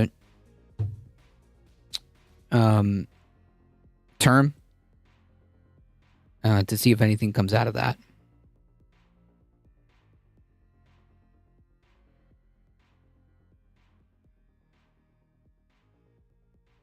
House passes $895 billion defense bill with controversial provision on gender-affirming care because, you know, that's the focus here. Yeah, be careful not to misspeak. I try not to be honest. Like I really try not to. Or they'll come after for millions. I mean, sue me. The House approved a massive $94 billion National Defense Authorization Act on Wednesday after a controversial provision on gender-affirming care prompted backlash from Democrats and threatened to topple the must-pass bill. Chances in the chamber. In a 281 to 140 vote, the House approved the 1,800-page national defense legislation to authorize funding for Defense Department for fiscal year of 2025. While the majority of Democrats opposed the bill, 81 joined with the 200 Republicans in support of the passage. Just 16 Republicans opposed the legislation. The vote came after leaders in Congress struck a deal over the weekend on legislation which usually passes with a wide bipartisan margin. House Minority Leader Hakeem Jeffries acknowledged ahead of the vote on Wednesday that there's a lot of positive things within the NDAA that were negotiated in bipartisan manner, but also some troubling provisions. Like, whatever, dude. I mean, like, this is absurd. 809, like, just to be clear, like, this is absurd. This is absurd. This is gross. 895 billion. It's just obscene.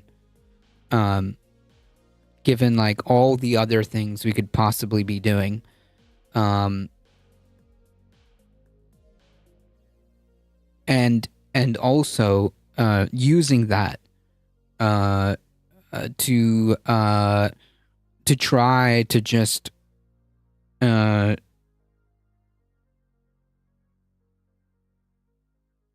screw over trans kids while you're at it. Mike Johnson, the Louisiana Republican, also touted the controversial provisions, including how the legislation restricts gender-affirming care for children of service members and halts funds for teaching of critical race theory at military academies. He said House Republicans gutted the DEI bureaucracy with the bill.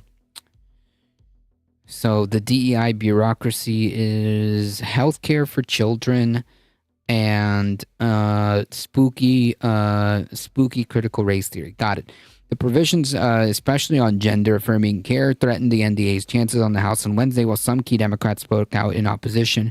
Representative Adam Smith of Washington, the top Democrat on the House Armed Service Committee, acknowledged a number of bipartisan victories in the final version of the NDAA.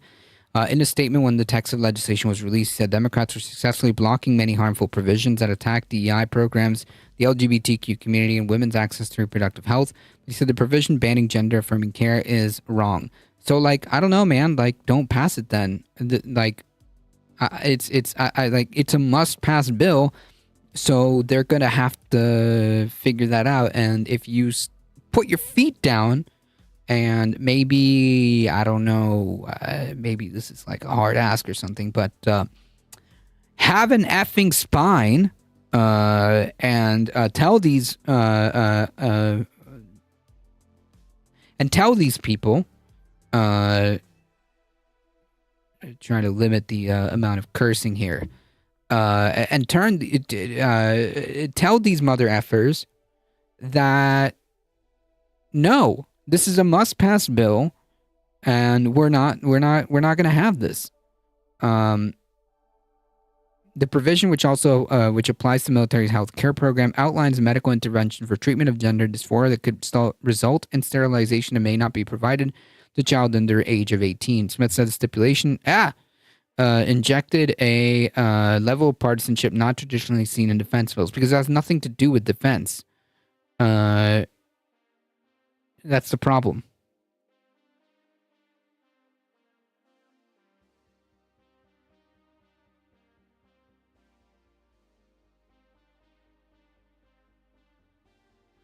Speaker Johnson is pandering to the most extreme element of his party to ensure that he retains speakership. In doing so, he has upended what has been a bipartisan process. Right, so you stand your ground and you tell them no. I hope that the Senate rejects this bill outright. Meanwhile, President-elect Donald Trump and his allies leaned into the anti-trans rhetoric on the campaign trail leading up to the election, and since then, House Republicans have led an effort to limit the use of single-sex bathrooms in the Capitol complex to those corresponding to biological sex after the first trans person was elected to Congress. Yeah, I mean, like, this is just absurd. Like, first of all, the absurd ticket of $895 billion for this defense bill is just wild. going back to my utopian ideology of having a universal health care, I figured maybe a couple of $100 billion of this could probably be of service to make that happen.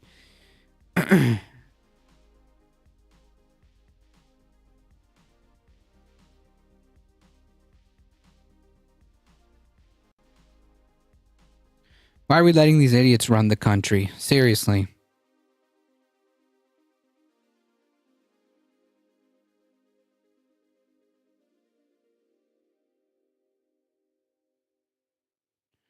All right, folks, we got one more story before we get out of here.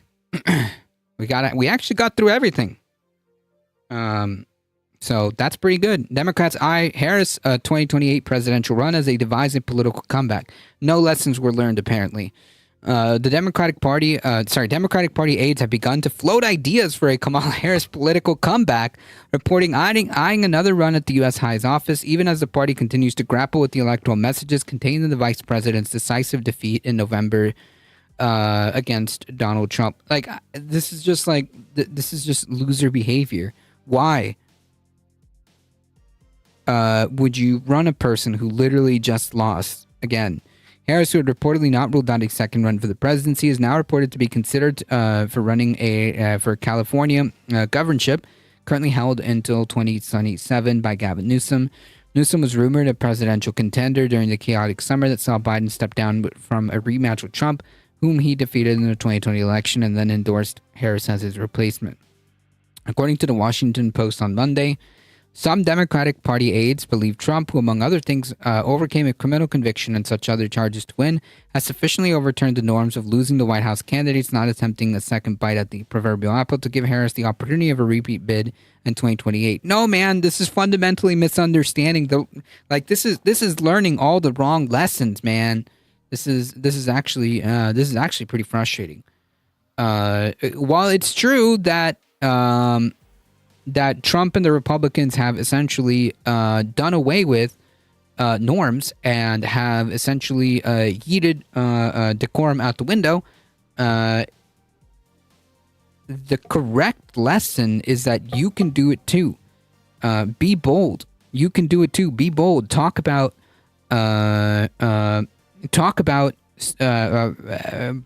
real populist politics. Not this nonsense. Yeah, I saw this coming, though. Since Donald Trump has rewritten rules and norms, I don't believe Kamala Harris or anyone should try to go with precedent ever, said Donna Brazile. Harris ally, Al Gore, presidential campaign manager and political commentator. There are no rule books. Molly Murphy, a pollster, worked on both Biden and Harris campaigns, told the outlet, quote, the rules are potentially don't apply this time, and she absolutely still could have a mulligan because of the unique circumstance of this race and the candidate switch. But I don't think it'll be a given. Or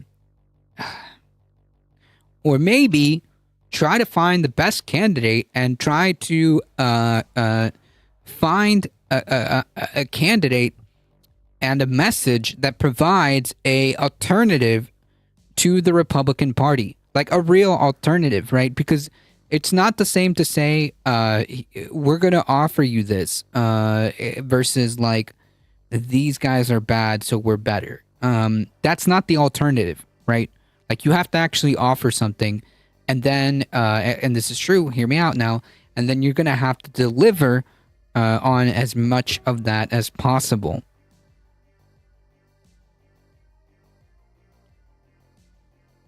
It's not enough to say that you're not those guys. Where's Schultz? The sentiment that Harris can make another bid for the White House comes as the Democratic Party is sculpting an argument that her loss to Trump was not as comprehensive as has been popularly portrayed. No. Okay, so please enlighten us here. She emerged from her 3-month 1.5 campaign with higher approval ratings than when she entered it. According to political website 538, although she lost the Electoral College 312 to 226 and became the first of 3 candidates to lose the popular vote to Trump. she is ending this race in a very different place than the other nominees who have lost. One Harris advisor told the outlet her approval is higher and people were very happy with the race that she ran. Who are these people? Who are you asking? Because nobody believes this. Nobody believes this. I don't know what Kool-Aid this advisor has going on, but literally nobody believes this. Supporters further point to unequal political consequences for male and female candidates following the ballot box loss. Hillary Clinton did not attempt another run after losing to Trump, handing the Democratic torch to one-term President Biden. Debbie Walsh, the director for Center for American Women and Politics at Rutgers University, told the Post, landing in general has kind of been harder for women, knowing that women who served at a state-level position don't get the soft landing of a position in a law firm that allows them to regroup and earn money and maybe run for something else. They struggle a bit. Well, I'm not going to, I'm not going to dispute that the misogyny has a role here. But seriously, that's not the only issue. But as Harris considers her future, husband Doug Imhoff is returning to entertainment law. Donors and supporters in California, where she served as U.S. Senator and State Attorney General, are pushing for a run for governor in 2026 to replace who would then be the outgoing term-limited Newsom. The people that drove that conversation with the 18 months of the election being called was the finance team. If Harris, who beat Trump by 20 points in California, runs for and wins the governorship, she would become the nation's first black female governor, a considerable consolation prize. Listen, man, that's awesome. Here's the problem. You handed the country to the fascists, dude. Thanks. But other Democrats are also considering both races for president. Newsom, as well as fellow governors J.B. Pritzker of Illinois and Gretchen Whitmer of Michigan, are said to be into position. Big Gretch. Out of those three, I think Whitmer is, I guess, on the higher rung. Harris campaign aides acknowledge the competition, but say her name's recognition, coupled with donors, as well as a conviction that she was dragged by Biden's unpopularity, opens its starting gate for a comeback. Yeah, but she never put in any effort to separate herself from Biden's unpopularity.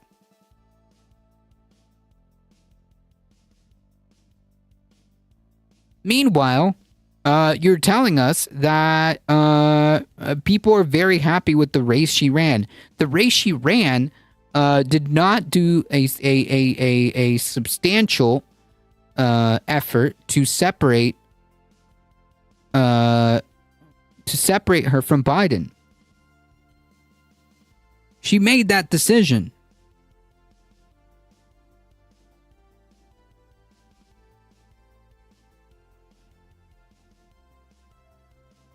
You know what else has great name recognition? Syphilis. It's almost Shakespearean that Joe Biden didn't just kill his own campaign, he killed hers, said a Harris campaign advisor telling the Post.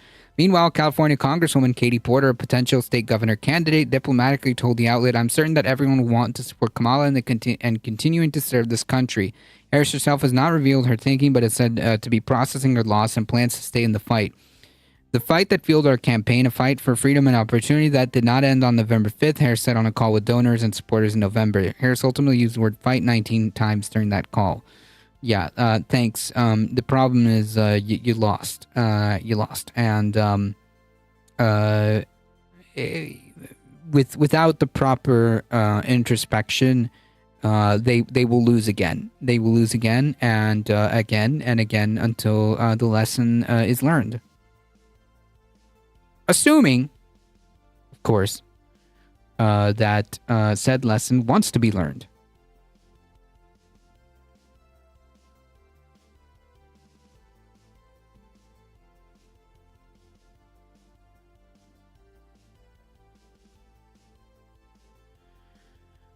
All right, folks, it's way past 7:30. I got to get out of here. Thank you all for stopping by. I appreciate you guys hanging out. Thank you for the support. Thank you, Yellow King, for the tier 1 sub.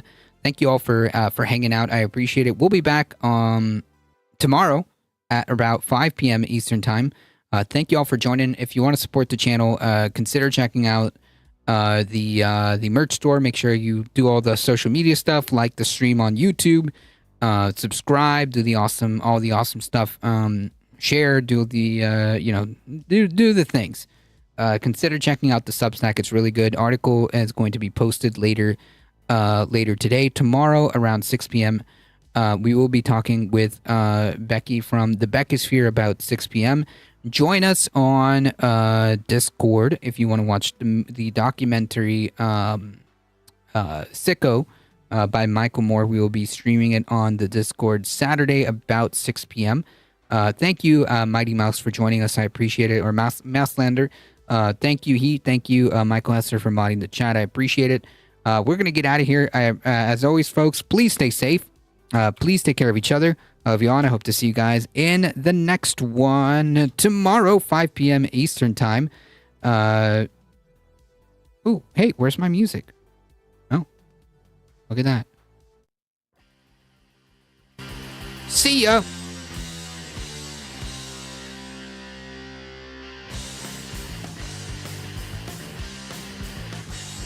I just finished eating dinner.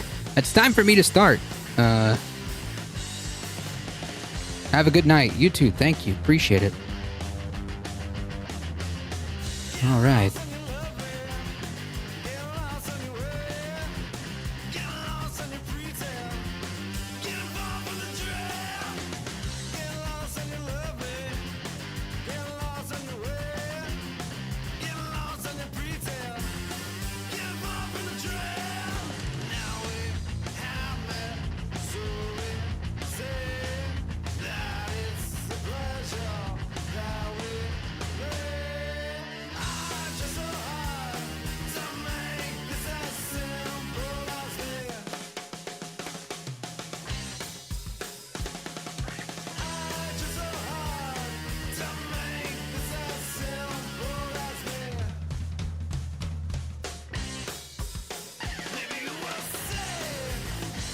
All right, folks.